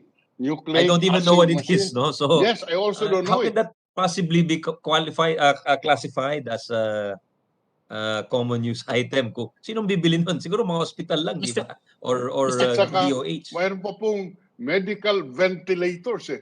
These are very sophisticated and very expensive machines. So how can this be common use? That is Mr. why, Chairman. Mr. Chairman. Mr. Chairman, if I may quickly clarify, wala po dun sa listahan. Sorry, this is ED Ruiz. Yes, Director, go ahead, please. Yung pong binabanggit ni Senator Drilon, wala po dun sa listahan na na-approve po ng GPPB. Yes. With respect. Kasi po precisely ang guidance po is hindi po dapat kasama yung mga sophisticated items na baka mas nakakaalam or nakakaalam yung mga ahensya sa pag-procure. Kaya if you go through the list, mga basic items po siya. That is why we said this is not part of the common use supplies and equipment, but still Psdbm took it upon themselves to purchase this as a procuring agent.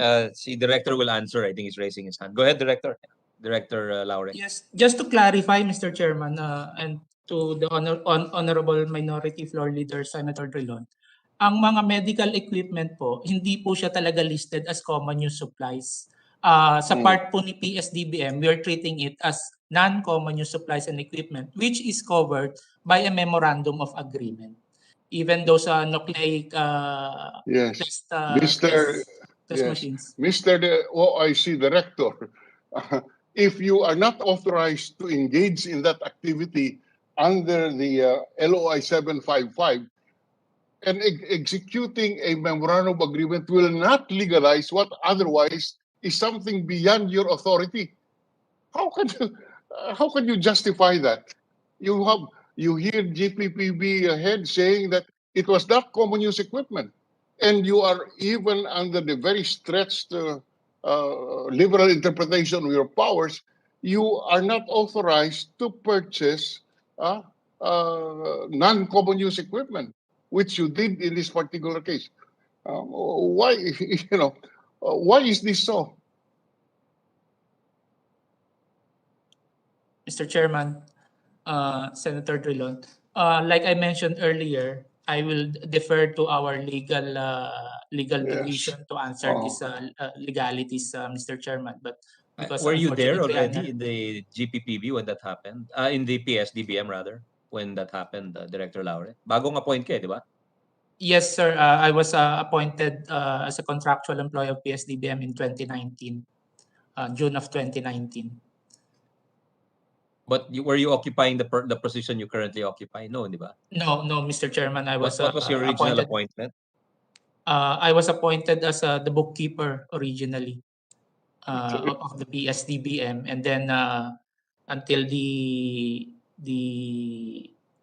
chief accountant and his deputy transferred or separated from the office, and then eventually Sino when po yun? Who is that chief accountant? the chief accountant before is Mr. Raul Catalan, Alan Raul M. Catalan, and his deputy is And who is the deputy?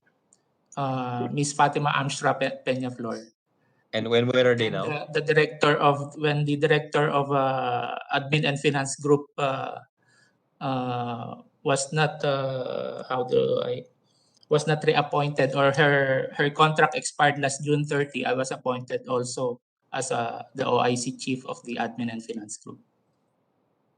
Mr. Chairman, For just the information of the chairman, Raul Catalan's name is mentioned. Raul Catalan was mentioned in the Blue Ribbon investigation as the one who ordered the execution of inspection reports on the medical supplies that came in, that was purchased when the medical supplies were still in China. An inspection report was signed upon instructions, according to the witnesses, of Raul Catalan. So this is the kind of mess that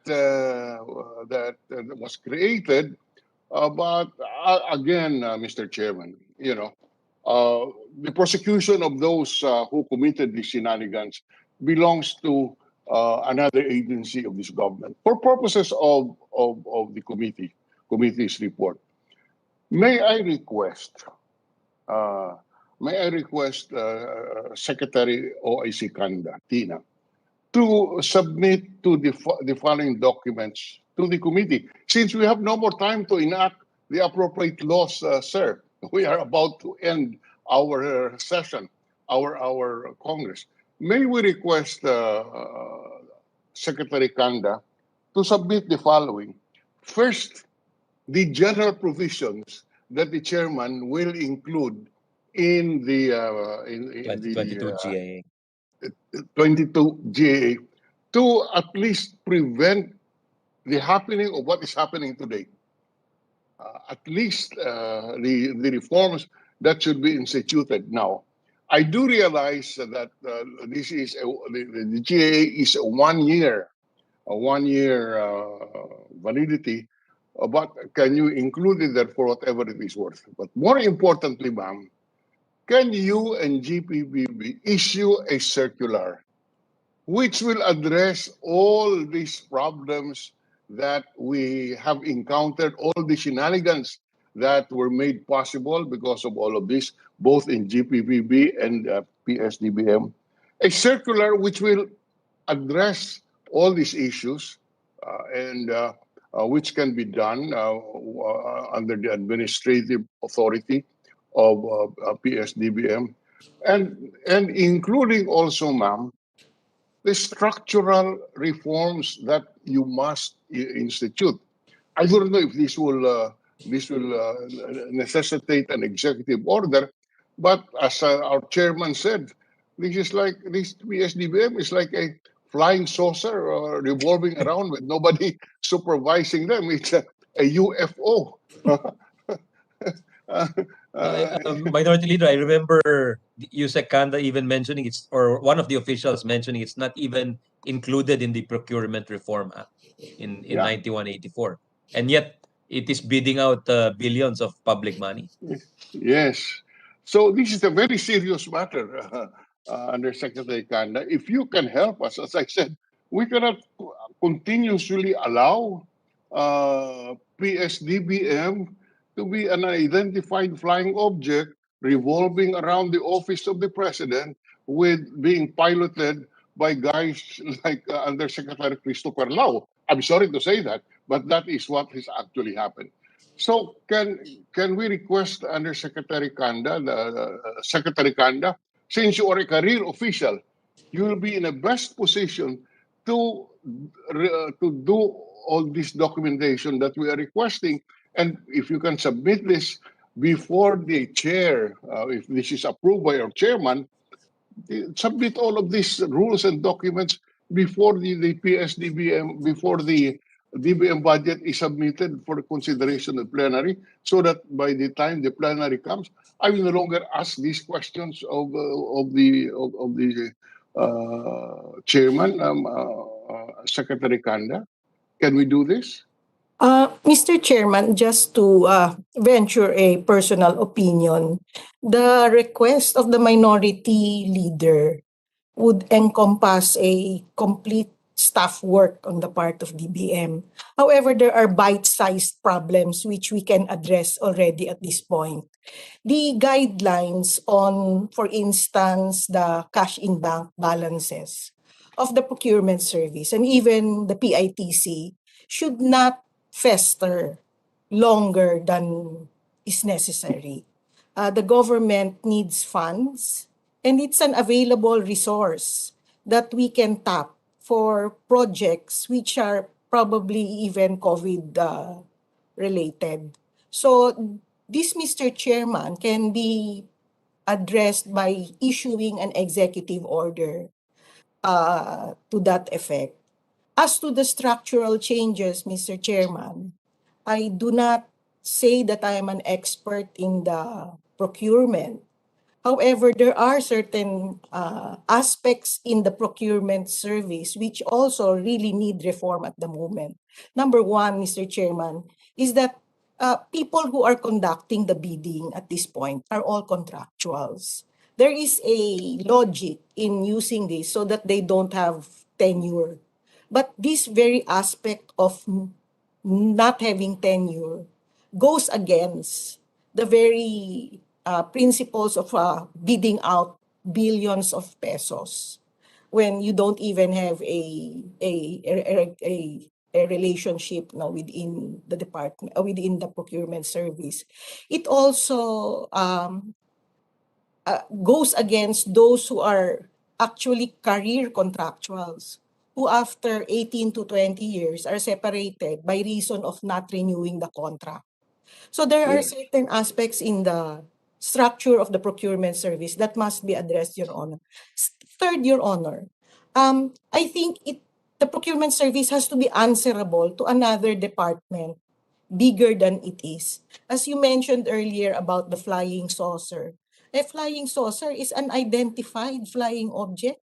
So it should not be in the same category, I think, because they're responsible for billions of pesos in public funds. So they have to be answerable even to the office of the president or even to the PM. I don't know what department, but it does not matter to me. The issue here is that it should only be accountable. May we It should request the other resource persons to mute so we can fully hear Yusek Kanda. Thank you. So that's all, Mr. Chairman. No, totally. So, all right. And it's clear that it is mutated also beyond its original purpose when it was when Senator Marcos's father issued that administrative order or presidential decree, which was it's clear. Everyone seems to agree the purpose is for economies of scale to have savings, cost savings, no? But it has mutated beyond that, and it's become a Frankenstein in effect, no? Frankenstein's monster, because it hasn't led to cost savings in some cases, and it's led to the opposite actually. So Yes. yeah, we'll await in fact, that, no? Minority leader, go ahead. Yeah. So can we can we await at first a circular which is within your authority as DBM secretary to do, just a circular to for whatever to the extent that you can, that your powers will permit. Number two, general provisions in the General Appropriations Act, which will again address many of the issues, including the return to the National Treasury of the lapsed allocations. And then number three, if you can recommend an executive order to be signed by the president, furnish us a copy of this, so that uh, this can be addressed, because we cannot allow identified flying objects to be managing billions of pesos. In this particular case, 91 billion pesos was transferred to Psdbm, and as you said, there are even manned by contractual employees, and a number of them, a few of them, when Undersecretary Lau came in, were not renewed after they were there for decades. This is one reason why this Psdbm is what it is today. If only we can abolish this, we should abolish it because it's obviously has gone beyond its mandate. And by the way, talking about that, we are aware that under the LO or under the law, they were allowed 25 million as a revolving fund to purchase common use equipment. Is that a correct recollection, Undersecretary Kanda? Mr. Chairman, Senator Drilon, I am not sure about the amount but we actually authorized that under a specific General Appropriation Act. I don't know what year, but I certainly recall it was under Secretary Jokno at that time. The That reason seems like Yes. peanuts, Minority Leader. I think that's peanuts compared to. Yes. I don't think it was that small, that amount, Mr. Chairman. No, I think it was and much I think if I recall, if as a revolving fund to purchase if I common recall use correctly, equipment. Is that Why are a there two correct Senator recollection, Drilons speaking? if I recall correctly, it's 25 million. But somehow there was an appropriation of 1.5 billion as an addition to the Revolving. how would you call this? To the fund, revolving fund. Yeah, Really, really, yeah. So how did this? So again, this just indicates that, as the chairman said, it has mutated from the original program or agency that is supposed to buy common use equipment in bulk for a more efficient, cost-efficient operation. It has achieved the exact opposite. Huh? So, um, in the 2019 GAA, there's a special provision on the procurement service, the amount. Let me just check. Okay. The amount of 1.3 billion shall be used to increase the PS revolving fund created under LOI 755. This is under the 2019 yes, correct. GAA. Somehow, nakalusot sa atin ito, nagkaroon sila ng 1.3 billion revolving fund. So all of this, sabi nga ni Secretary, hindi na po naintindihan eh. Nobody minded them. They were just a small service organization in the huge bureaucracy, which is supposed to do simple services like buy and bulk common use equipment. It has mutated into something that just exploded in our faces and have billions of pesos in public funds. So may we?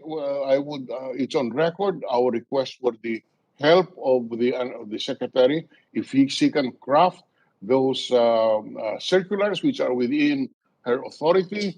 Number two, some general provisions in the law in the General Appropriations Act for 2022, and number three, a proposed executive order to be signed by the president, and so that all of this can be addressed. If we can have a copy of this, it would be well appreciated, so that we can monitor how at least we can provide a solution, and including in particular the structural issues like the employees for decades being simply contractual. This is simply unacceptable. You hold billions of pesos, and there is no you can be terminated at any time. Pwede ho ba, Secretary Kanda? Those are three simple documents that I'm requesting. Yes, Mr. Chairman, we will comply.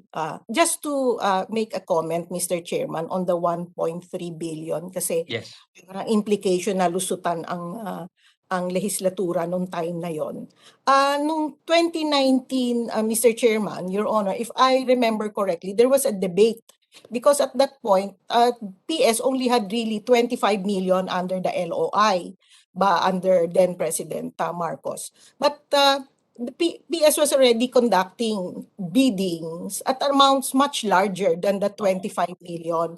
So, at that point din po, hindi na nagtatransfer ng pondo ang mga agencies. There was already a policy under this administration that there will be no transfer of cash from the departments to Psdbm. It's just like it's like a procuring, parang ano lang po, parang tindahan kumbaga. Pag pumunta ka doon, bibigay ka ng pera, hindi ka magde-deposito ng pera doon tapos tsaka lang i-deliver sa iyo, which was the previous practice. So as a result, nagkakaroon na po ng cash problems ang PS at that point. So the reason that's precisely the reason why the 1.3 billion was approved on the basis of that justification on the part of Psdbm. But we will comply, Your Honor, with these documents that are being required. Well, Sir. yes, Madam Secretary, precisely because the Psdbm went beyond its mandate of just procuring common use supplies and equipment and became a procurement agency of the different departments. Kaya nagkaroon ng cash problem because instead of limiting themselves as they are supposed to be limited for the storing or having in the inventory common use supplies and equipments, naging procurement agency sila Naging procurement agency kaya nagkaroon ng problema at napilitan na lang na dagdagan ang revolving fund to 1.5 billion from 25 million because they expanded their authority. That's very clear. If you revert it back to the original mandate that they're supposed to have, then you can really limit them to the revolving fund that is found in the law. Or at least not 1.3 billion. Hindi po ba? Are they authorized by that administrative order or PD to act as a procuring entity, Yusek Tina? They were not prohibited. So, Mr. Chairman. But it's not there it's not actually listed as one of the express purposes of the agency, tama ba? I don't think it was at that point when LOI 755. I do not recall. I was very much younger then. So I don't recall. I think we all were, Yusek. Yeah. But regardless, I think what came out in the last several months because of this family corruption, it is clear that we have to revisit this Psdbm, revisit the agency.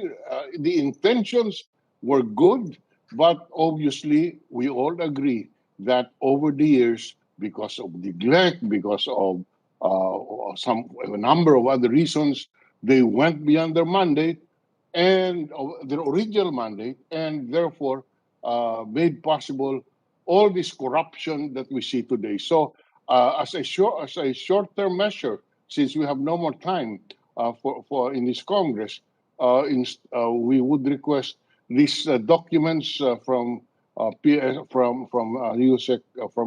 Secretary Kanda to unless the chairman has some other has an objection to these proposed remedies that I am suggesting, long-term as it is, but at least we can move forward and not allow this very anomalous practice and anomalous structure that has given rise to these anomalous practices and to continue to fester, Mr. Chairman. Yes, So if that we will follow up with the DBM minority leader. And if we can have that before you submit your report, Mr. Chairman, it would be most appreciated. Yes, Yes, Mr. Chair. we reiterate the request to Yusek Tina. It's a lot of work, but please, at least the bite-sized ones, let's Yes, try Mr. Chair. to do what we can and not conquer the Yes. world immediately. Yes, yes, yes. We So will with that start on commit- Monday, Mr. Yeah. Chairman. Okay, so with that commitment from Secretary Kanda and the approval of our chair, I have no more questions on PSDBM and on Secretary Kanda. I still have a few notes for PSDBM, but this is not the appropriate forum for this. Marami pa silang pananagutan, pero hindi ito sa not in the budget hearing. So just that, we have no more questions. Thank you. Thank you, Minority Leader. We'll turn it over now to Vice Chair Marcos. She's next in line.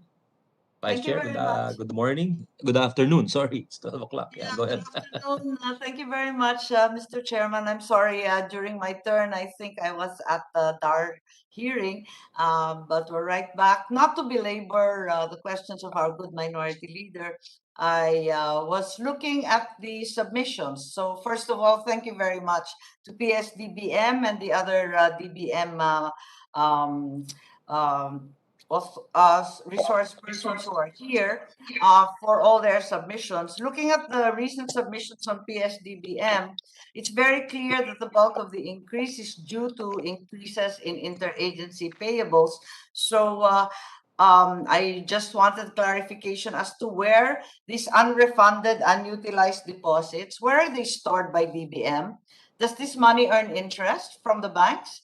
And does the DBM refund the interest to the NGAs that they derive from?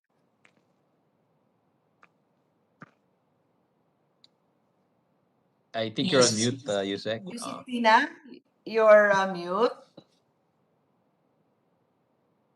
Sorry, Yusek Tin? sorry, Mr. I think it would be Director Laure who is in a better position to answer. Okay, Director Laure. Yeah. Kasi medyo hindi namin naintindihan masyado yung submission na naibigay. So it's clearly interagency payables and the failure of PSDBM to refund unutilized deposits to the client agencies. So to repeat, how much of these liabilities were actually unrefunded deposits, and where does PSDBM keep all that money? Does it earn interest from the banks, and does it get refunded to the interest of the NGAs from which the funds derived originally? Okay. Thank you, Mr. Chairman.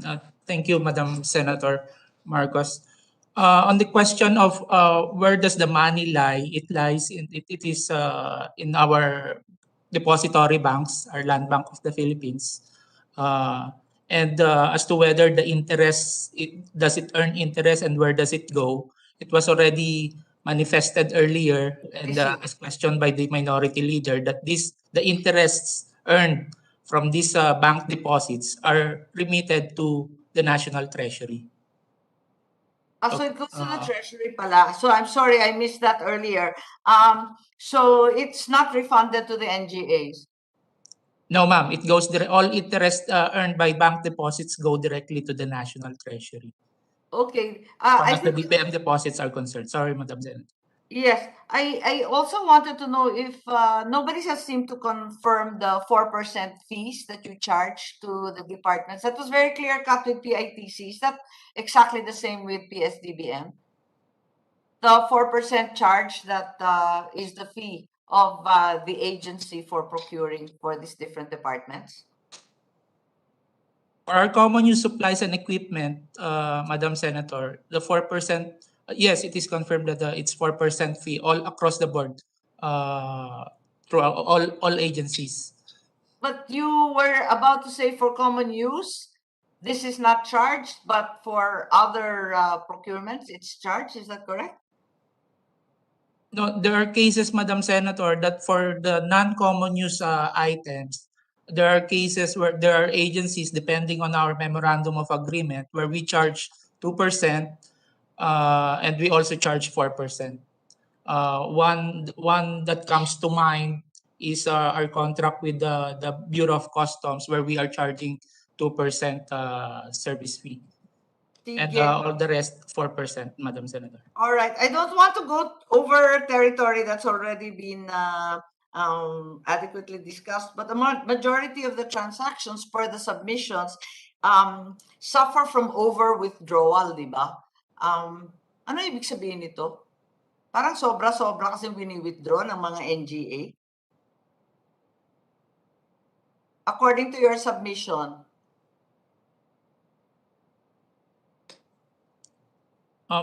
May I clarify, Madam Senator, kung ano po yung over withdrawals? Kasi lumalaki na lumalaki yung utang ninyo, di ba? That was the concern in the last hearing also. Na as your transactions grow, your indebtedness also is growing instead of the other way around. Okay, Madam Senator, as the agencies deposit or transfer money to Psdbm, kasi po ang requirement is to make an advance deposit prior to the delivery of the items. Kaya po doon lumalaki yung liability ni Psdbm. But as we deliver the items, these liabilities are reduced. Hindi, nakaka-alarma lang kasi nagpapautang na kayo. No, ma'am, that's not the case po. There are cases, isolated cases, if I may say, na merong pong na sumusobra sa ang deliveries ng Psdbm, but in those cases we are sending statement of accounts or collection notices to the different agencies. Mr. Chairman, with the permission of Senator Amy, just for clarification, kasi kanina sinabi ni Yusek Tina na kaya lumaki, umabot ng 1.7 billion kasi nga hindi na pwede na mag-deposit yung agency, di ba? But yung statement naman ni Director Laure ngayon, they ask for an advance deposit. Kaya nga eh. Yes, Director? Sorry. Mr. Chairman, Your Honor, there was a change in policy. I was talking about the time of then Executive Director Bingel Gutierrez, where there was already a policy because of the huge cash in bank of PS, and some departments naman were identified as to having this cash in bank. So parang pong yung sinabi ni Director Laure, pag halimbawa, let's say Bureau of Fire has an identified balance of X amount. So instead of Bureau of Fire adding more funds to their account, gagamitin na lang po yung identified cash nila na hindi pa nagagamit because baka maaring the bidding itself is not yet completed or there was a failed bid already. So there was a balance on the part of the Bureau of Fire. So they will be using that amount.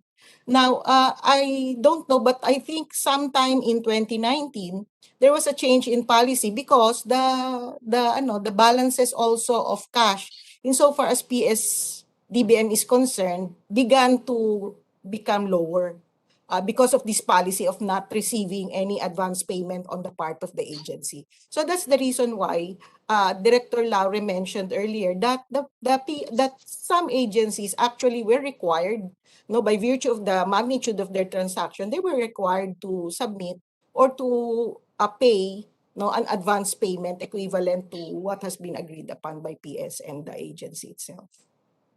So you said at the moment, na-increase yung revolving fund and then at the same time, pinayagan na rin na magkaroon ng advance deposit.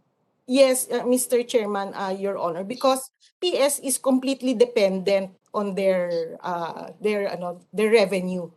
So the 4% might not even be sufficient to maintain its actual operations. And in certain instances where they only agree to a 2% or even 1% service fee, kumbaga sa volume o tsaka sa laki ng transaction na lang yan sila babawi. But they need to have operating expense. Otherwise, they will just die as an agency because the national government does not provide Yes. any subsidy with the exception of the revolving fund, and it's a revolving fund, so it's not even used in their operations. So it's necessary for them to have that. Okay. Thank you, Mr. Chairman. Thank you, Senator Amy. Thank you, Yes, I Senator was Nancy. just going to request, Mr. Chair, the Psdbm submitted an inventory. However, Annex E was unreadable. If I could just get a better copy for a better understanding of what the inventories actually consist of. Yung Annex E po, hindi ko mabasa eh. Okay. Duly noted po, ma'am. We'll submit a better version of that Annex E, Madam Senator. Sige. As we go along, I'd like to go back to the NTFL lang kasi yung FY 2021, yung 16.28 billion was released within the very short period of 12 May 2021 to 27 July 2021. Medyo siniswerte yata itong project na to kasi sabay-sabay yung not only were the amounts all released within this very short period, but the corresponding NCAs or Notice of Cash Allocations were issued simultaneously with the SAROS. It never happens kasi alam naman natin kapag infrastructure, maswerte ka na kung makakuha ng mobilization release. Yung certain percentage lang ng cash mobilization for infra. Marami rito infra. Pero ang release, the whole fund. Isn't that correct, Yusek Tina? Mr. Chairman, actually we have not been doing that for all. No, I mean there are certain instances where the amount is actually transferred in full, meaning the SARO and the NCA. Normal ba yun, Yusek Tina, na yung NCA at yung SARO magkasabay? Kahit Pwede po yun. infra? Pwede po yun. Opo. Pwede po yun. Depende Did kasi it ever doon sa happen cash also flow. before? Did that ever happen for public works? Depende nga po yun. Kasi there are certain projects where the transfer is made to the local government unit. In which case, in most instances, the transfer is made SARO with NCA. That's the actual transfer that is being made. However, there are certain projects naman po under DPWH where the project is identified and the SARO is released, but only 15% of the NCA is issued. The reason Well, that's what we are familiar with. Yes. That's why we're so completely perplexed by this because so many of these projects are actually infra. Maraming farm to market road, may school buildings, may kung ano-ano. 16 billion agad-agad release kahit may infra. Siniswerte naman masyado yung NTFL CAC na yan. Lalong-lalo na dahil meron kami mga report na the truth is that most projects are still in the planning stage. In fact, rini-review pa nga nila, dinidesign pa nga nila, it's under consultation with other agencies. Bakit ganon? Kasi nga po, ma'am, Mr. Chairman, Madam Senator, ito po kasi implemented by LGUs. So when the implementation is made by the LGUs, usually by practice, ang transfer po niyan is obligation including the disbursement authority. So talagang actual cash transfer po pag LGUs Yes. na barangays, yung mga billion-billion na to, napunta sa 800 barangays, the list of which you provided. Yes. Pag tinanong mo yung barangay, wala ba yung pera sa kanila? At saka yung mga barangay na yan, ang liliit yan. At saka nasa dulo ng walang hanggan, di ba? Puro tuktok ng bundok sa amin sa Cordillera, mga isla-isla sa Mindanao. Pinagtatakahan ko, rinilis billion-billion sa maliliit na barangay. Madam Senator, wala naman si Mr. Chairman. Madam Senator, kasi po, ang transfer po nito hindi naman umaabot sa barangay. Ito po it's only to the provinces and the cities. So which LGUs did you release this to? Because many of the provinces claim that they don't have any of these funds. And that they actually reside with different NGAs. Alin ba ang totoo? Kasi sabi mo nga, wala naman sa barangay. Pero yung lista na binigay ng NTFL CAC, puros barangay. Ngayon, sabi mo, probinsya. Sabi naman ng LPP, wala naman sila natatanggap na NTF-LCAC, nasa NGA daw. And Sen, I mean, just to add, nung pinresent nila sa atin tong NTF-LCAC budget, di ba ang lagi po ulit-ulit nilang sinasabi, ididiretso nila sa barangay yung pondo. Kaya nga, tapos nung humingi tayo ng listahan, ng binigay na listahan, yung mga barangay nga talaga. Kasi po, Madam Pero Chair, alam naman natin yung mga barangay, wala namang barangay engineer, wala namang kakayahan niya na mag-design ng kalsada, gumawa ng eskwela. So I'm very perplexed as to these releases, and they're very large, at saka within 3 months, ratsyada talaga. Mr. Chairman, Yes, please. Mr. Chairman, Madam Senator, the implementation is going to be made by the cities and the provinces. We understand that talagang in the implementation schedule or in the identification, it is by barangay. So we attribute to that barangay the amount that is supposed to be allocated to them. However, the implementation is done by the cities and by the provinces only. Because as you mentioned earlier, the barangays do not have the technical expertise nor capacity to implement these projects. But we attribute the amount per barangay. So that's what actually is happening. However, as to the amount not being received by the local government units, we have to check and confirm. Because we already released the amount to the Bureau of Treasury and we already gave this list to the Bureau of Treasury. So we are not sure whether there is some bureaucratic red tape happening already between Treasury and DBM, Mr. Chairman. Tina, the last time that we met, we requested the list of the recipient barangays. In this case, if the chairman would allow, may we request once again the breakdown of the 16.28 billion released already in this magical period of 3 months last year, early this year?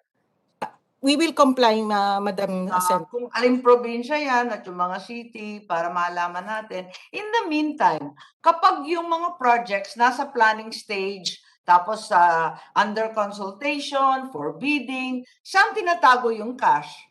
Kasi naka-FCA na lahat yan.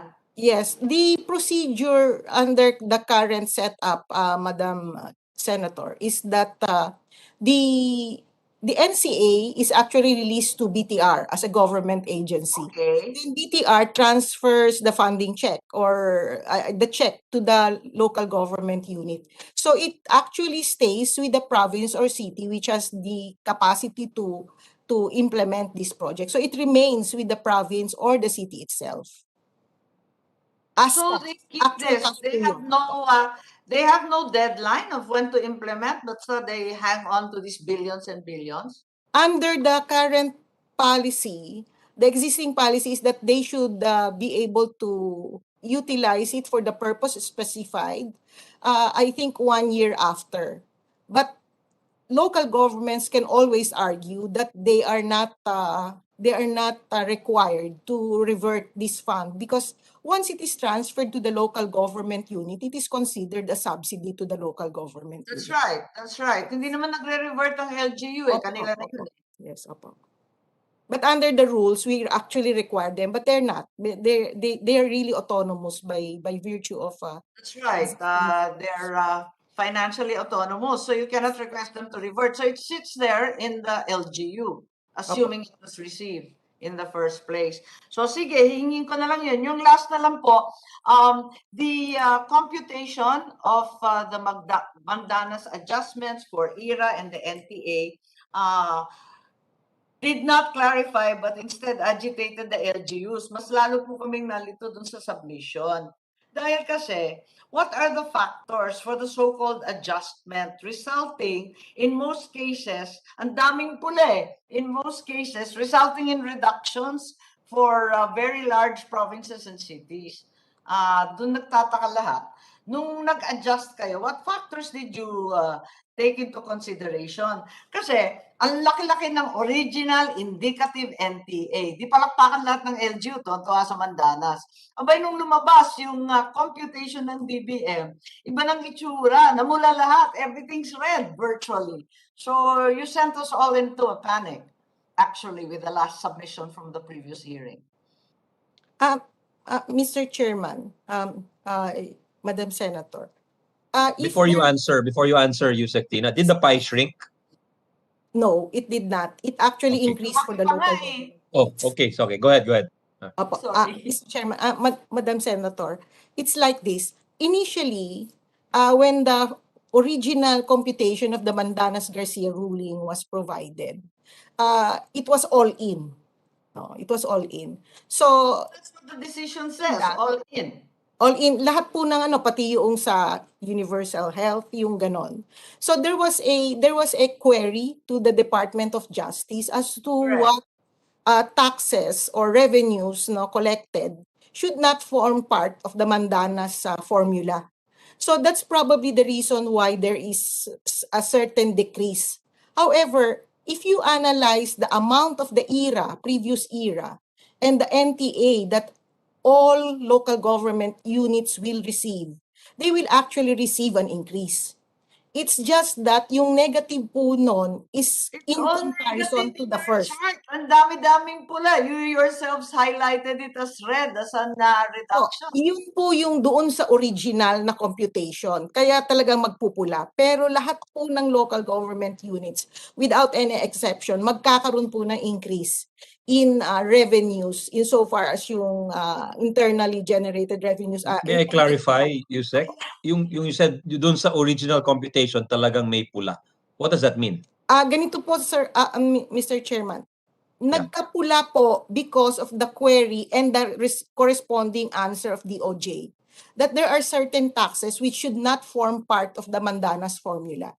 And previously, they formed part of it. Yes, Mr. Chairman. So there were And then you're saying that's the original. So now you have revised the original to include it again? No, we revised the original to exclude what DOJ says should not be included. So that's the reason why there are red figures. Yeah, and after the revised DOJ formula, is it still red or it's an increase na? It's still an increase, but it is red on the basis of the original computation, Mr. Chairman. Okay. Yes, that's right. So, in addition to the DOJ, we're aware that the universal health was deducted and several other entitlements and so on. What are the other factors na that so-called adjustment comprised of? Puro DOJ reduction lang yun kasi it's tantamount to 40%. Ang laki eh. Mr. Chairman, there is also the factor of population based on the 2020 census. That also played a factor in the reduction. What were the other deductions aside from universal healthcare? I'm not sure, Mr. Chairman, but we can provide. Can you just furnish us a list, please? Because I'm Yes, sure I itatanong yan sa plenary, Yusek Tina, please. That's right, Mr. Chair. We'll just request for a breakdown because the LGUs are in a panic. Akala nila naka-jackpot na sa Mandanas. Yung pala, mababawasan pa. So thank you very much. Nautakan pala ng DOJ. Kaya ngayon DOJ na isahan tayo pagbihira. And may I just remind everyone that the population considerations always been there naman miski nung era. So it cannot be invoked now for the reduction of the NTA. Talagang may ganun talaga eh. Okay, salamat. Yun lang. When we have time pala, eto pala, yung 73 unposted projects na hiningi dati sa PhilJeps, kasi siguradong lilitaw din yan sa COA report kasi may kinalaman rin sa Pharmaly. Hindi ko pa nakikita yung listahan eh. That's the thing about posting also, Vice Chair Marcos. No? I think in going forward, yung posting parang multo nawawala, lumalabas. At least the posting in the newspaper, once na print yun, medyo. But yung posting, it can be posted for just 5 seconds, and they say it's posted, and then it disappears. So I think we have to look at that those requirements going forward. Would you agree, Yusek Tina? Yes, Mr. Chairman. There should be some credibility when we say there is posting. We're very strict at the not PS. We are very strict at DBM where posting is concerned. We have certain protocols which we follow, and we do not put it down when it is convenient. Thank you. So please, let's follow up on the request of Vice Chair Marcos, please. Yes, this request, Mr. because, Chairman, I think it will be the procurement service because they're in charge of field JEPs. So for them to submit and to require the posting, Mr. Chairman. Yeah. Sige, Director sige Laure. na kasi nasa COA report ng DBM. Anyway, I just like to Can we get, just ask Director Laure to commit? Yes. Because I remember them Sorry. committing last hearing eh. Oo. Oo nga. Submit na ba yun yung 73 na request na projects? Let me check with our concerned. I believe that was already submitted, Mr. Chairman, but I have to double check. Can with we the check concerned, Director Irene na submit ba yun yung list of 73 Wala pa projects? eh. Sa akin wala pa akong natatanggap. Okay, I'll follow it up with the concerned. Please coordinate. This is the second functional- request already. This is the second hearing and the second request. I remember that request was already made in the previous hearing. Kindly comply, Your Honors. Yes, thank you very much. Yes, Mr. Chairman. Siguro, We do apologize if we Okay, don't need to apologize. Just submit, please. Yeah. Yes, Mr. Chairman. We will do. Thank you. Thank you. We will submit. Yeah. Thank you, Mr. Chairman. Thank you. Thank you. Maybe by way of information, and this is just my ignorance, ano, it's a little bit budget nerding na ito. No? Yung budget ng Treasury Management System, baka may briefer lang kayo. Kasi I can't understand how it's related to the PFM, yung Public Finance Management. Baka may briefer lang kayo dyan. Pati yung mga PFM assessment tool for LGUs, lagi yung tinatanong eh. What are the outcome indicators and the output indicators? Parating hindi namin maintindihan. And siguro yung PEFA rin. Ano yung itsura ng PEFA, yung Public Expenditure and Financial Accountability na ini-implement ng DBM? Kasi hindi rin namin masyadong naintindihan kung talagang ini-implement. Ano na yung current status ng mga yan? All these tools that you use, sa dinami nila, I don't know how they actually tie in and how we're supposed to better understand the budget. Precisely, Mr. Chairman, Your Honor, the confusion lies not only with the legislature but even with DBM itself. Oh, no. Patay tayo niyan, Yusek. I will be forced to admit it. What actually happened is that a very simple matter of having a unified reporting system and platform became more complicated as time went on, and it became more expensive. So what happened during the time of Secretary Wendell was that he said, let's stop a bit and re-examine the whole PFM discussion. So actually, we are going through a process, Mr. Chairman, Madam Senator, where we are really assessing yung katanungan niyo ho about the BTMS forming part of the BTMS PFM. versus the PFM. Yes, there was even a time when the national payroll system was a part of it. So perhaps we have to be a little less complicated and simple so that we can at least achieve certain milestones in this project. Now for the PFA, it's actually Siyempre yung PFM, hindi na yan full implementation. Dati may mga timeline yan para maintindihan namin. So wala na siyang full implementation ever. Mukhang hindi ho may i-implement pa rin, pero it might be a smaller version or a more simplified version. Kasi puro rollout ho kami na rollout. Ay, salamat sa Panginoon. Akala ko ako lang hindi nakakaintindi. Okay. Yun naman pong sa PEFA, it's actually an evaluation tool of how effective the reforms have been going on under various administrations. So it's really just an assessment. It's a guidepost for public finance managers. Where are we now? Where are we going? Where do we want to go? So it's actually it was initiated way back, if I'm not mistaken, in 2005 or 2006. The problem with PEFA, it actually is that the rules change from time to time. However, it still provides the purpose, the very purpose or objective of measuring whatever improvements we have in our public financial management systems vis-a-vis the other countries of the world. So Hindi yun po. kasi, Mr. Chairman, di ba, ang Pilipinas, ang hina-hina talaga natin sa monitoring and evaluation. Eh, nakakatuwa yung gobyerno, ikaw na mag-i-initiate ng project, ikaw pa mag-i-implement, ikaw na naman magmo-monitor. Siyempre, evaluate mo na maganda yung performance. Tapos, the next year, inherent conflict. bibigyan mo na naman ng budget na mas malaki pa. Eh, yun nga, we were counting on that PEFA to help the legislature determine which were the projects and programs that were actually working. Pero until now, hindi namin masyadong nagigets kung alin ba ang ginagamit nating indicator dyan. Yes, Mr. Chair, that's Madam Senator, that's the reason why we're trying to make these bite-sized pieces so that there will be accomplishments. Kasi kung napakalaki po ng program, the tendency is to overcomplicate. And then at the end of the day, no one is owning the system.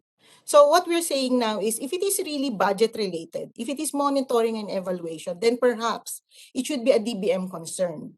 Now, if it is macro, then it should be NEDA. If it is for cash programming, it should be Bureau of Treasury. And then if it is for audit, of course, it will be the Commission on Audit. So we have to have well-defined roles and responsibilities. Unfortunately, as the project went on, it grew and it grew and it grew. And at the end of the day, probably no one really understood what it is all about. But the only intention was really to identify a common platform of reporting requirements so that hindi na po nagduduplicate yung requirement from COA to DBM to NEDA.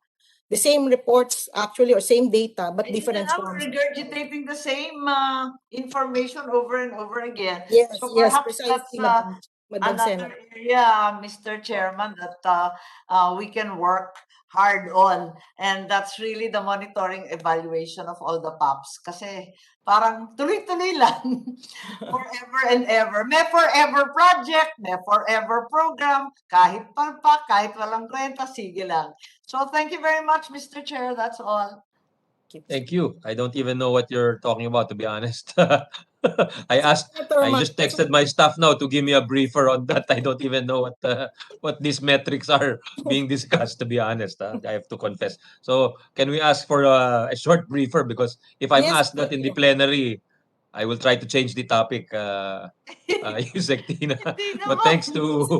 It's a very nerdy question. I know, I told you I was going to budget nerd you, sorry.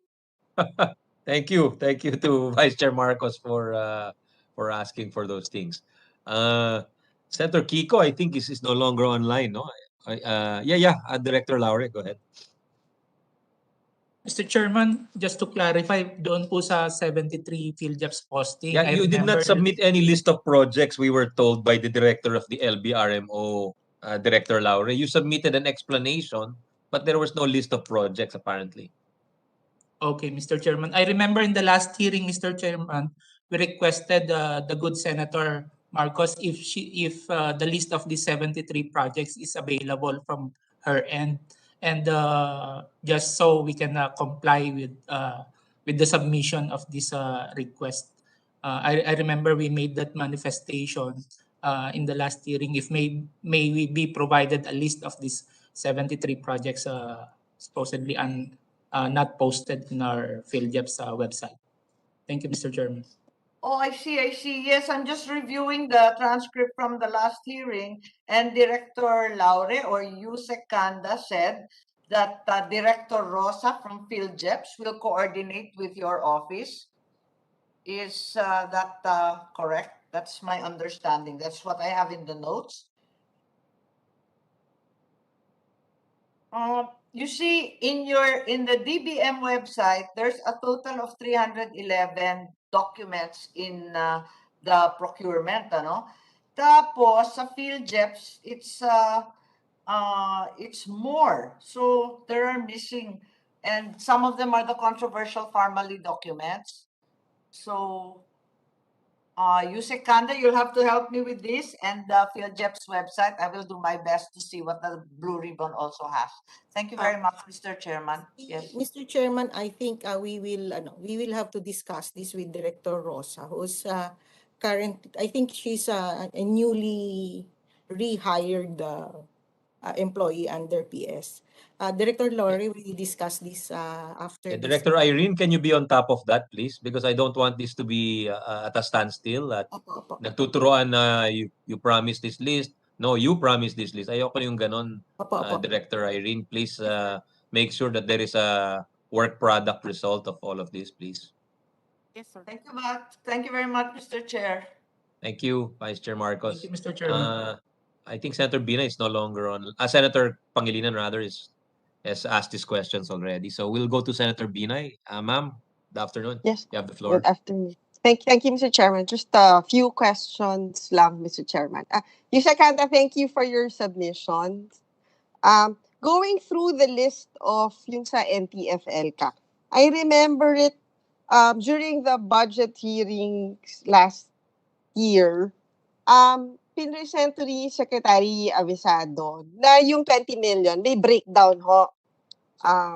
Supposed to be farm to market road, 12 million, school building, 3 million, water and sanitation, 2 million, greening program, 1.5, health stations, 1.5, a total of 20 million. But based on your submissions, bakit to nagkaroon ng mga tagta 20 million na mga kalsada in one barangay? It was just a menu actually. They were free to choose. That means that barangay probably chose that project. Your No, Honor. I think, Mr. Chairman, during the hearing, parang sinabi nila na ito yung cap. They cannot go beyond that amount. Na yung farm to market, 12 million lang, school building, ganitong amount lang. But Wait, I don't remember that. But baka meron na. May ganun ba, Yusek? Tina? yeah, Madam Chair, Madam Senator, Mr. Chairman, I am not aware how the discussion went last year. I was out of the radar, so to speak, for the whole year, for health issues that I had or have. But I think the reason why that was provided is actually it's an indicative cap for each barangay that was newly freed. The chairman, Mr. Chairman, is correct that it is the choice of the barangay what projects they might want. So yun pong 1.5, 3, mga ganon. It's really an indicative figure that they can choose. Actual implementation would show that they probably don't need some greening projects or whatever. So that's the reason why there are certain barangays which opted to have a 20 million project for roads alone. So yun po yun. okay. Siguro, Mr. Chair, I'll just go back dun sa transcript of the... Pa-check din natin, Senator Binay, sa LBRMO if there was such a standard. I don't even remember anymore if there was there a limit placed on the amount for certain types of projects. Paki-check na lang ng staff, please. Yeah. And, Go ahead, Senator Nancy. Yes, and Mr. Chairman, dun sa mentioned na listahan na pwede nilang gawing project, wala din dun sa listahan yung housing. But going through the list, merong dito na lot acquisition for housing, which is not even part of the menu. I don't remember that lot acquisition also. We'll have to check the menu. So parang Was that part of the menu, Yusek? I'm based not on the sure, Mr. listing, Chairman. I really am not very on top of the LCAC, but I will have to check whether But, they expanded the menu to include housing. We'll need to request the complete obligation and disbursement documents for 2021 LCAC, please, because there was an unprecedented expansion of that project. Yes, Your Honor. Exponential times 20 or so. Yes, So we need to, I think it needs to be properly evaluated before we finalize the Yes, amount. Mr. And the senators will be asking a lot of questions. Yeah. So please assist us. Please assist us, Yusek, with complete documents, please. Yes, and Mr. Chairman, siguro just to share, during the budget hearing of DepEd, I raised the issue of yung last mile schools. Yes, I remember, of schools, yes. Ng DepEd, diba? And then I asked them kung... walang staff, di ba?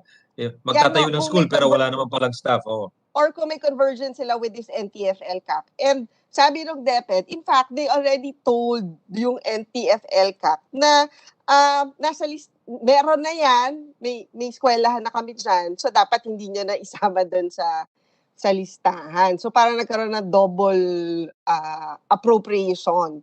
So siguro moving forward, I haven't received the list yet of the list of barangays for 2022. I don't know, yung Kanda, kung may listahan ho kayo or should we get it from kay Secretary Esperon? Would DBM have the list? I understand during the last committee meeting that we had at the lower house, there was a list.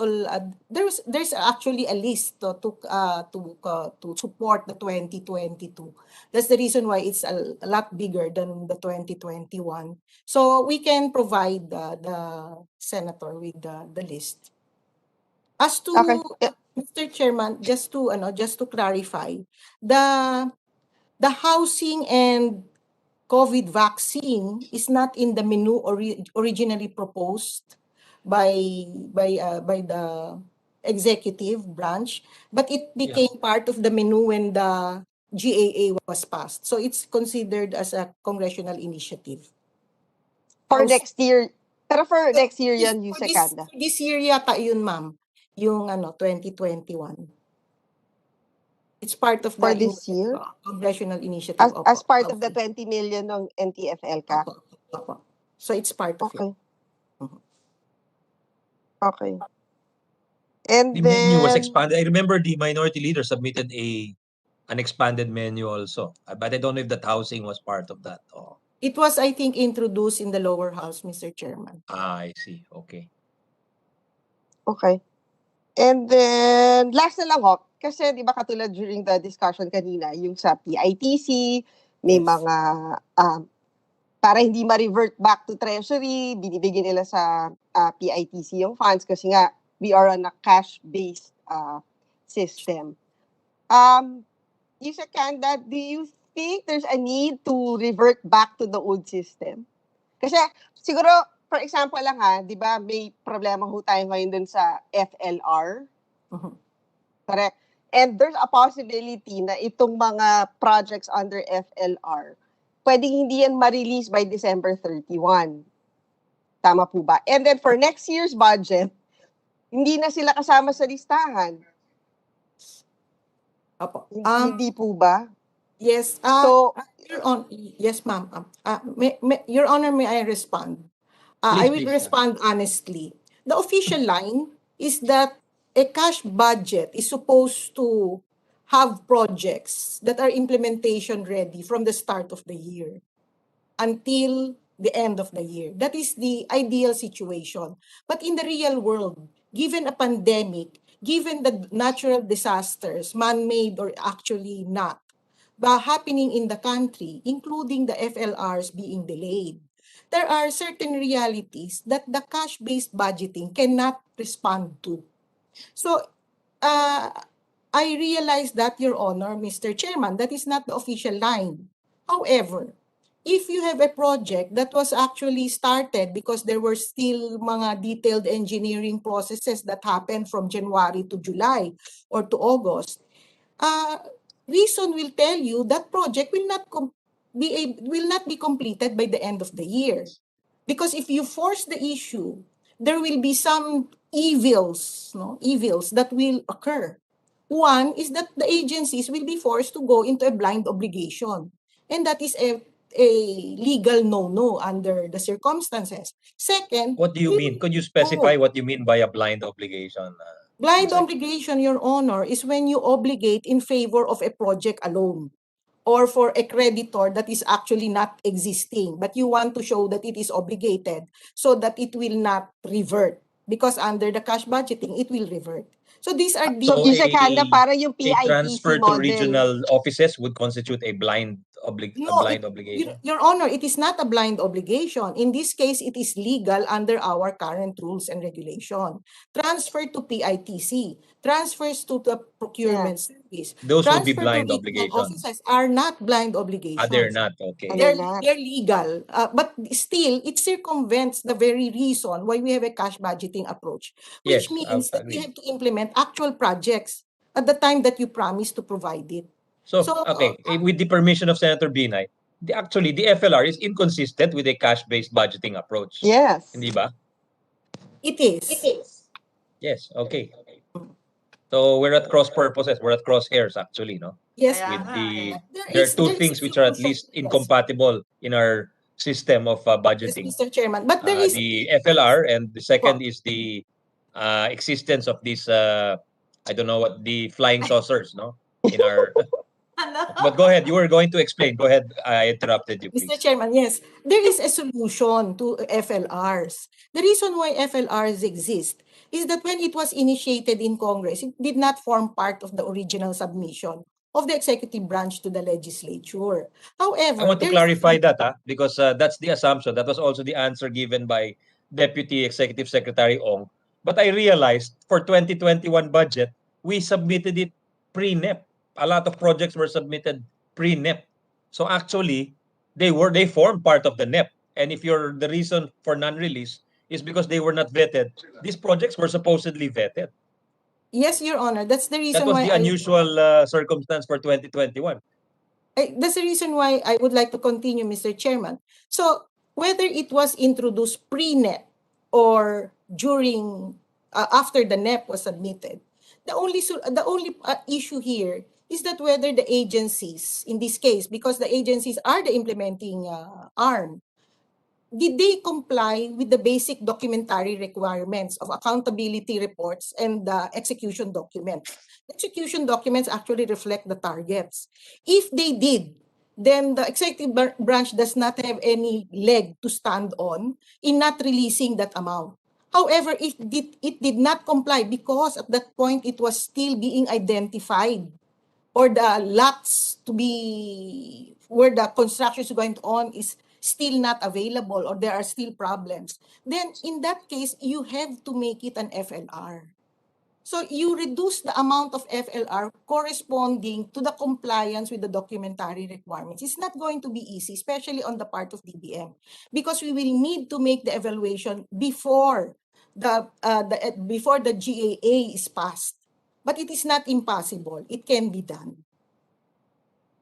That's all. Pero Yusek, Kanda, what is peculiar with these FLRs, it's not up to DBM to decide whether or not to release the funds, right? Kahit kompleto na yung submission sa inyo ng DPWH, at the end of the day, it's still OP who would decide whether or not to release it, right?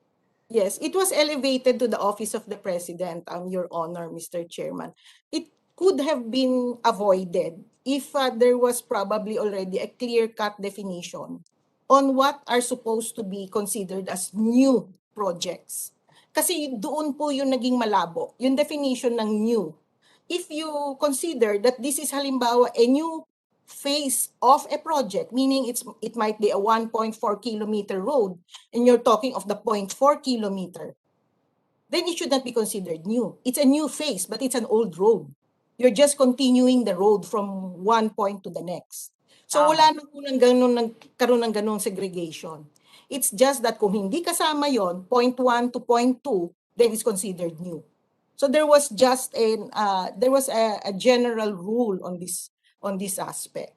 And that's the reason why it became an FLR. If it's new, it has to be elevated to the President for approval because it has to comply with whether the fiscal space or fiscal policy can actually accommodate this project. And yung Kanda, sino nag-determine na new siya? Kasi for example, yung scholarship, yung medical scholarship, technically, di ba, Mr. Chairman, hindi naman talaga siya new. Not new. Kasi we've been funding it. It's an expansion it was of an just old expanded. program, actually. Yes, pero nakasama siya. Opo. Because it became a very strict rule already. Pag hindi nakakatawa dyan, Senator Bina Yusek, Tina, Your Honors. Kung kailan nagkaroon ng batas, tsaka siya na FLR. Nung wala pang batas, hindi siya na FLR. Oo nga, diba? That's very strange, di ba? Oo nga, no? Wala ngang batas dati, pinopondohan namin yan, inire-release yan. Ba't ngayon na nagkabatas, specifically applicable to medical scholarships or doktor ng bayan, tsaka na FLR. Yun na talagang, that's really a head scratcher. You know? Opo. Yun dun sa category po nung categories on new and what is not new, doon siguro medyo may konting naging new siya. hindi ko Pero, alam kung ano pero yung di term. ba Yusek Kanda, the mere fact na may batas, diba? Bakit ma-FLR pa? There's Baka already the a DBM law. could help intercede with the OP by sifting through the forest and saying, ito, hindi na po nyo yan. Ito, Opo. hindi na po nyo yan. Can you not assist us in that respect? Because otherwise, I fear we'll really have to extend. And then I have a question on the extension of the validity of appropriations for 2021 USEC. Can that be done in the 2022 GAA? Or it has to be a separate law? Mr. Chairman, Your Honor, we are already discussing it at the technical level. Yeah, so we Because don't have to file a separate, I mean, just for efficiency purposes. Baka pwede Yes. nang, Separate. there is a, since the 22 GAA is also a law, can the extension be done in the 2022 GAA rather than have a separate RA to just for the purpose of extending the 2021 appropriations?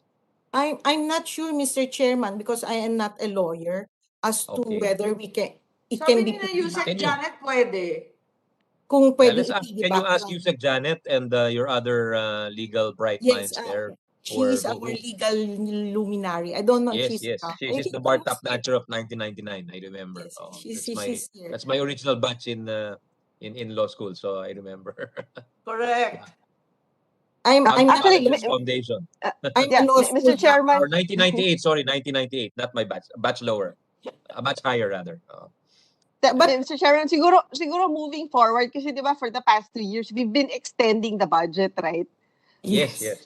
To Diba? save us nga the So- trouble, alam naman natin doon na papunta di ba? So, Yeah, hindi, I mean, I want to but save with- myself the trouble. I want to save you guys the trouble also. Otherwise, mapapahaba talaga tayo. I remember even the extension of the budget, ang dami ng tanong, di ba? It's a very simple matter actually.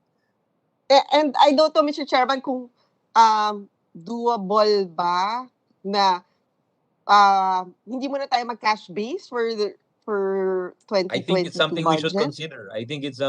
consider. But what's the problem? What's in the the bridge. issue with the EO pending, the EO 91 USECTINA? Can the Congress do that? And then there's that EO yet. What happens if there's a conflict?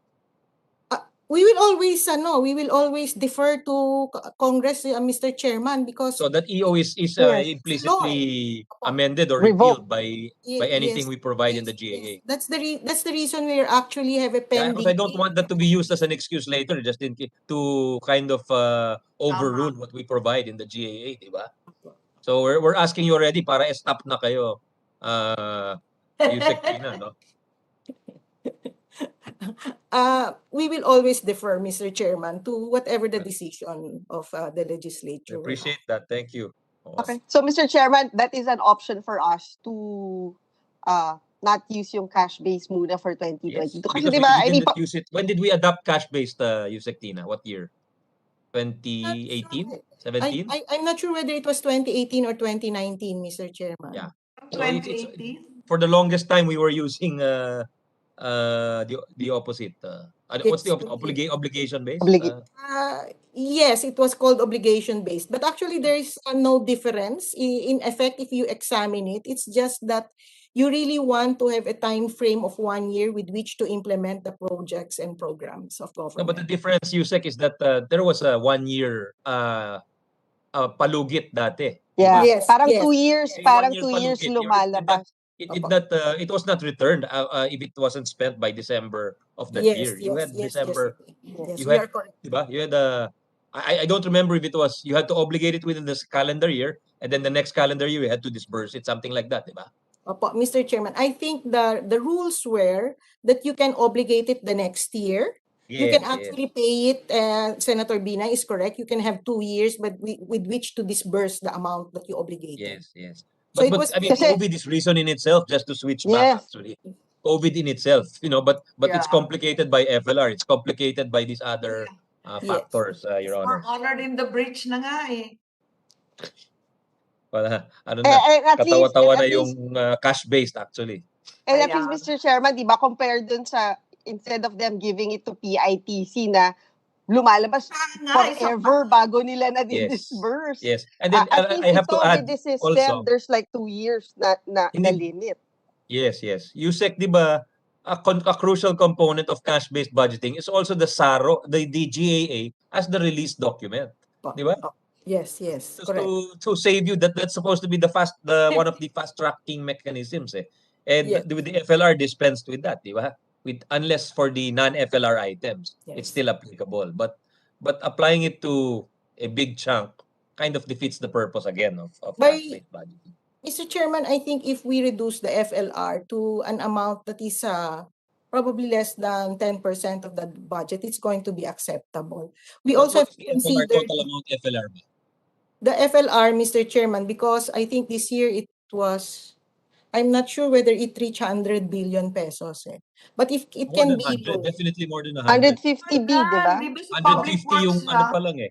I just don't know if Public that's only public works or no, it's not yes, because scholarships were also No, considered. Mr. Chair, di ba impounded to a certain sa extent. public works pa lang kahapon, 156 billion na eh. Yeah, that's Public why I'm wondering if it's a bigger amount for all All the in total. Eh. agencies. Yes. What is the total, Yusek Tina? Yes, Mr. Chairman, but if we can lower the FLR to the point that the GAA as a release document actually becomes 85 to 90% of all releases, then it will also alleviate DBM's, because we don't really like to have FLR. It's double work for us. So it will help us, and at the same time, being an election year, we are going to make sure that the funds are already available for the NGA. Will be asked what is the amount of FLR? Could you give us that if you don't have it right I can now? provide you, Your Honor. I think we have a readily available, And but the it breakdown of departments and types of Departments. projects, please. Thank you. I'm sure there will be a lot of questions from the legislators about yes, that. yes, especially during the plenary. We had a difficult time last time. Thank you. Thank you. Go Okay. ahead. Back to you, Yusek Binay. Senator Binay, sorry. Yun na lang, Mr. Chairman. Maybe at the proper time, we could introduce that amendment na we revert back to the old system. Yun lang po. Thank you, Yusek Kanda. Actually, we placed in some provisions which would amend the cash base per request of agencies like Fort said. I remember we put in some that they have an extended period to obligate it because it corresponds to the school that would be more appropriate for the second semester to cover it because some second semesters don't begin as late as until December or so, and they have to pay it afterwards. It's a reimbursement mechanism. So, but I think that was vetoed. Was that vetoed, Yusek Tina? Yung sa special provision for hindi na veto yon. Can we check on that, Director Irene? I remember that special provision we put in para hindi mag-revert yung funds ng CHED and then they have to pay it and it has to be reappropriated. I think it was can you check on that? It was vetoed, Mr. Chairman. Yeah, I remember it was vetoed eh. Oh. Akala ko nakalusot eh. Oh, hindi. Basta mga Ang dami ng exception, pambira. yeah. Anyway. But you know, there are you have to adjust also to your experience. If it makes it life difficult for the students, for the agency, then by all means we should adjust it, diba? Yes, Mr. Chairman. Okay. Mr. Chair, So, kung wala ng Senator question, Binay? Yeah, please go ahead. I'm okay na. Thank you, Senator Binay. Go ahead, Vice Chair Marcos. You might have other questions. Yes, Chairman, if there are no further questions, I have one proudly parochial concern. Please. Typhoon Maring really walloped North and Central Luzon. North, yeah. And we are far from zero casualty. We're upwards of 39 dead and counting. So I'm wondering why it's taking so long for any relief and recovery operations. Wala pa bang hinihingi yung ating public works, yung ating DA, DSWD sa NDRRMF o yung calamity funds, QRF nila? Wala ba silang hinihingi? Kasi nakakadalawang linggo na, dami pang namamatay eh. Mr. Chairman, Madam Senator. Yes, please. Actually, the agencies or the departments which are considered the first line responders already have QRF. In fact, the latest department where we augmented the QRF was the SWD. During the onslaught, when Typhoon Maring was occurring, they requested for an augmentation immediately. But at that point, we only augmented 1 billion because unfortunately, the projects at this point outnumbered the available balance of the MDREAM. So we actually are going to augment NDRIM from excess revenues from GOCCs. There is a procedure, however, insofar as recovery is concerned. No? It has to go through a process where the OCD has to evaluate it. It has to go through P to OP. We understand, Yusek. It's simply that they're still operating in tents. There are so many damaged houses. There are bodies still to be recovered from Itogon, Benguet, and other landslide areas. We're just wondering why the national government is so slow to respond at yung laging dinadahilan, wala pang augmentation yung DBM. So sana magawa natin ang paraan. Opo, yung pong QRF, agad-agad po namin ino-augment yon. Walang evaluation yon. Once the agency submits. Yung DA for example, isang malaking bagay yon kasi yung mga ani nila talagang natangay. So walang kikitain yan until the next planting kakain pa yan sa Marso.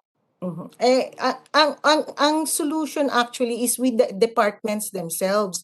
Nothing is preventing them from utilizing the QRF.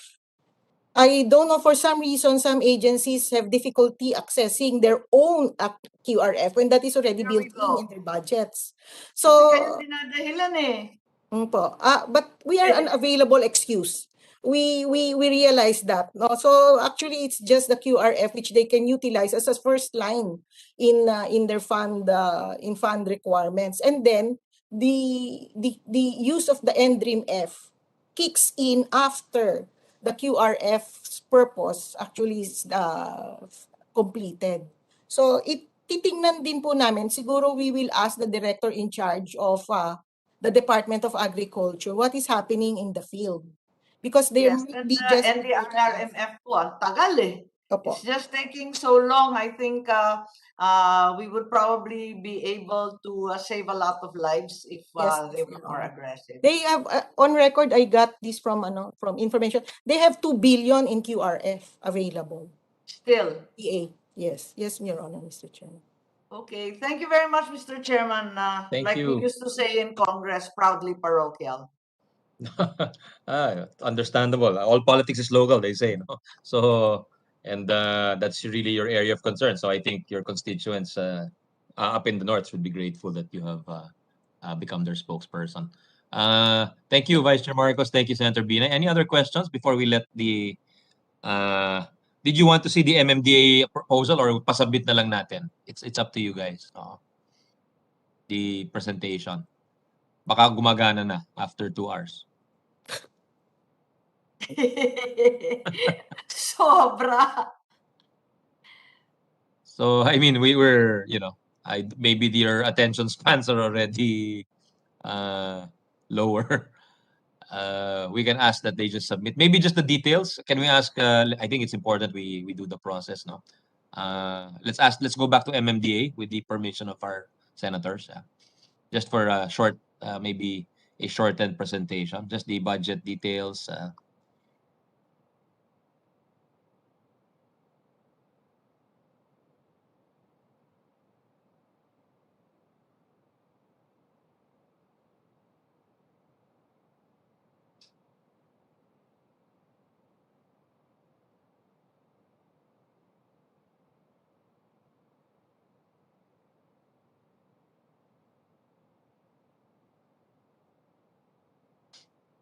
Mr. Chairman, bakit parang Yes, puros parang puros lahat decrease? Marami. Except for but the flood management seems to be up by a lot. 22%. Well, not that much. 22%. But you're right. Very quick eyes, Senator Binay. Naka-parenthesis halos lahat. Wala, teritoryo niya yan. Oo nga, no? Hindi. I mean, Senator from Isabela at the moment. Was Isabela badly hit? No. Not as bad as Ilocos Sur, no? La Union, Ilocos Sur, Benguet, Cagayan is underwater again. Diyos ko, 6 na buwan na yan last year. Yeah, they haven't recovered yet from last year. No? Sir Chairman, binaha po sa amin sa Cagayan. Cagayan. ganon. Lalo na dun sa Sino northern po yan? part Sino ata. nagsalita? Sino nagsabing sa amin sa Cagayan? Who's that? Si PSDBM. Psdbm, sir. Is that Director Laure? Taga Cagayan po Laure. kayo? Yes, Mr. Chairman. Sa anong bayan? What town? Sa Alcala, Cagayan, Mr. Chairman. Ay, Alcala. masama din Kamusta doon. doon? Kada po tatamaan ng Bagyo. bagyo, lagi pong binabaha talaga, lumulubog po Yeah, talaga. grabe Alcala. Grabe Pero why is that? Baka pinakamasama below ngayon, sea level sir, na kayo. Oo. I think dahil kailangan na ata ng desilting nung yung Rivers. river, Cagayan river. River. Cagayan Cagayan River. Grabe yung Santa Teresita tsaka Bugay. Talagang walang natira. Grabe. Ang mga ano yan, palay fields, corn fields. What are they? Corn. Corn. Now, yeah. But some of them palay din. Alcala has palay, di ba? Yes, ma'am. Oo.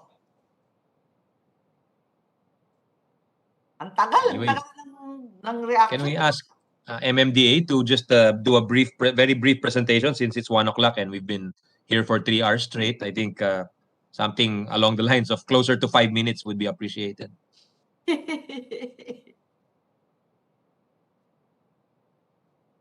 Yeah. Who's going to speak for MMDA? We're ready to listen.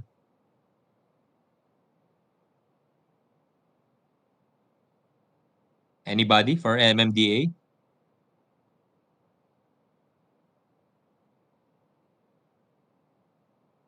Parang wala ata, MMDA. Mr. Chairman. Anybody home for MMDA? Director Irene, Trial what's version. happening? Dun pa rin sa trial version. Trial 2 hours version. later. 2 hours later, yun pa rin ang trial version pa rin. Trial version. What's happening? Trial version. Trial version.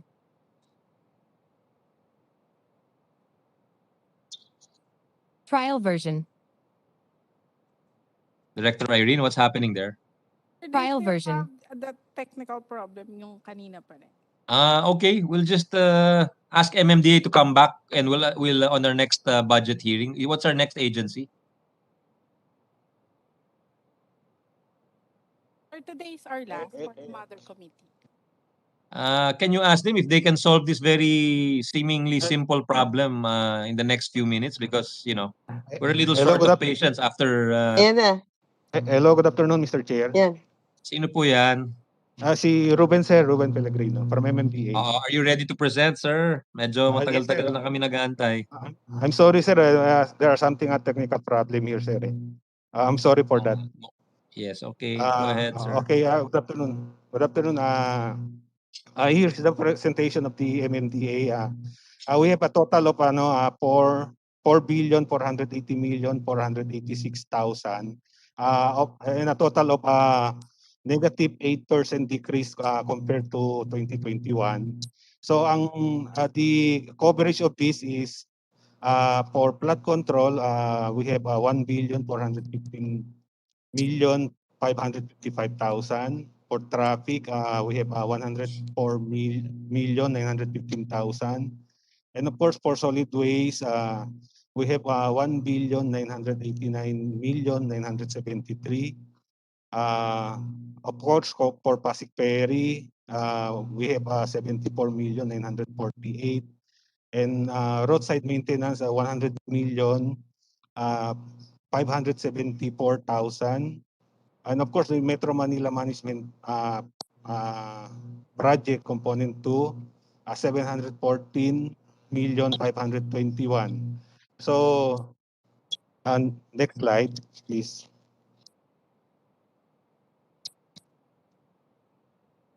So, for the 2022, ito yung breakdown as per NEP. As discussed earlier, meron tayong decrease na 662,000,000.98 is equivalent to 8%. So I think this is the last slide, sir. This is a short. This is only a short presentation. Thank you very much, Mr. Chair. Okay. Any Mr. questions for Chairman? MMDA? Yeah, go ahead, Mr. Senator Chairman, Binay. Mr. Pellegrino, can you go back dun sa kabilang isang slide? Previous slide, please. Yeah. Previous slide. Yan. Hindi, kasi meron kayong dalawang item na more than 100% yung decrease, yung traffic and transport management and Pasig River ferry service. Ano ho yung magiging epekto nung ganitong kalaking pagbawas sa budget ninyo? And tapos yung isa pa nga ho, wala na. Yung sa health sanitation, zero na siya.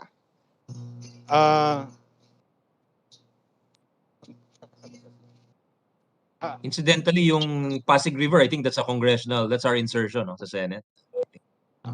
That's correct, sir. Same is true with the traffic, sir. That is another congressional insertion. So, with that case na meron tayong na i-offer natin dito sa COVID response.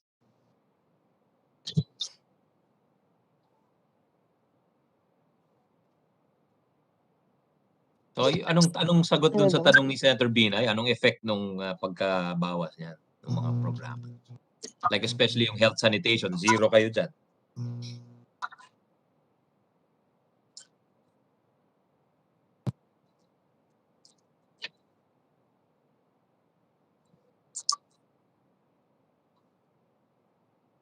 Baka trial version sagutin sa atin, trial version.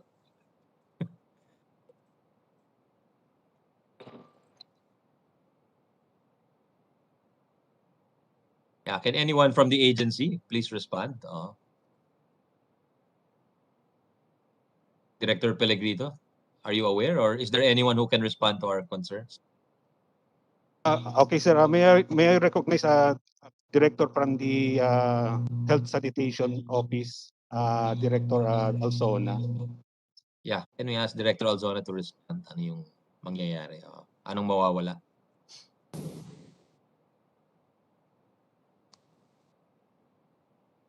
Good afternoon po sa inyo lahat.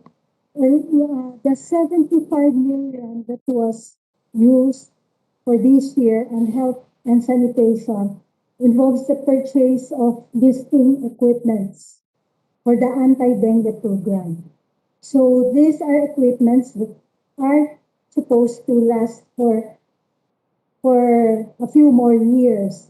That's the reason why we did not request for the same amount for 2022. You did not request it. Okay. Mr. Chairman, so you did not request for the same amount, but you requested for a certain amount, or talagang you don't need this program anymore? We usually, for expenses under the Health Sanitation and Environmental Protection Office, we usually get this from the local funds. Our share from the Metro Manila city's contributions. Okay. So kahit zero ho to, you can augment it using your local funds, locally sourced funds. Yes. The programs will not be affected. Okay. Kasi di ba usually, Mr. Chairman, pag walang item, hindi pwedeng i-augment, right? Yes, pag but walang apparently, but apparently kahit walang laman, pwede rin pala nilang lagyan ng laman. Okay. Yun lang, Mr. Chairman. Thank you. Okay, thank you, Senator. Vice Chair Marcos, any questions for MMDA? No more? Okay, so any questions from any other senator? I don't think anyone else is present aside from Vice Chair Amy and Senator Nancy. So if not, I think it's at 1:15. It's probably time to wrap up. And we thank the MMDA, we thank GPPB, Psdbm, and the DBM, of course, led by Yusek Tina for giving us answers. And of course, just a friendly reminder, Yusek, for all you have a lot of homework. We apologize, but I think, we can get these things done with someone like you at the helm who's very experienced and knowledgeable at these matters. Especially yung mga requests ni Senator Amy, Senator Frank. Please, Director Irene, pakitutukan. Stay on top of these requests, please. Especially sa regards sa NTF-LCAC for the PhilJEPS postings, the projects, etc. Thank you, Director Luis, Director Laura. Thank you for being present today, and thank you to our colleagues, Vice Chair Amy and Senator Nancy. See you. Thank you. Ingat po kayo. Thank you. Yusek Tina, Thank you take po. care. Thank you po. Apo. Thank you. Ingat po. Thank you, Director Irene. Thank you, everyone. Thank you, Mr. Chairman. Thank Thank you, you, Mr. Madam Chair. Senators.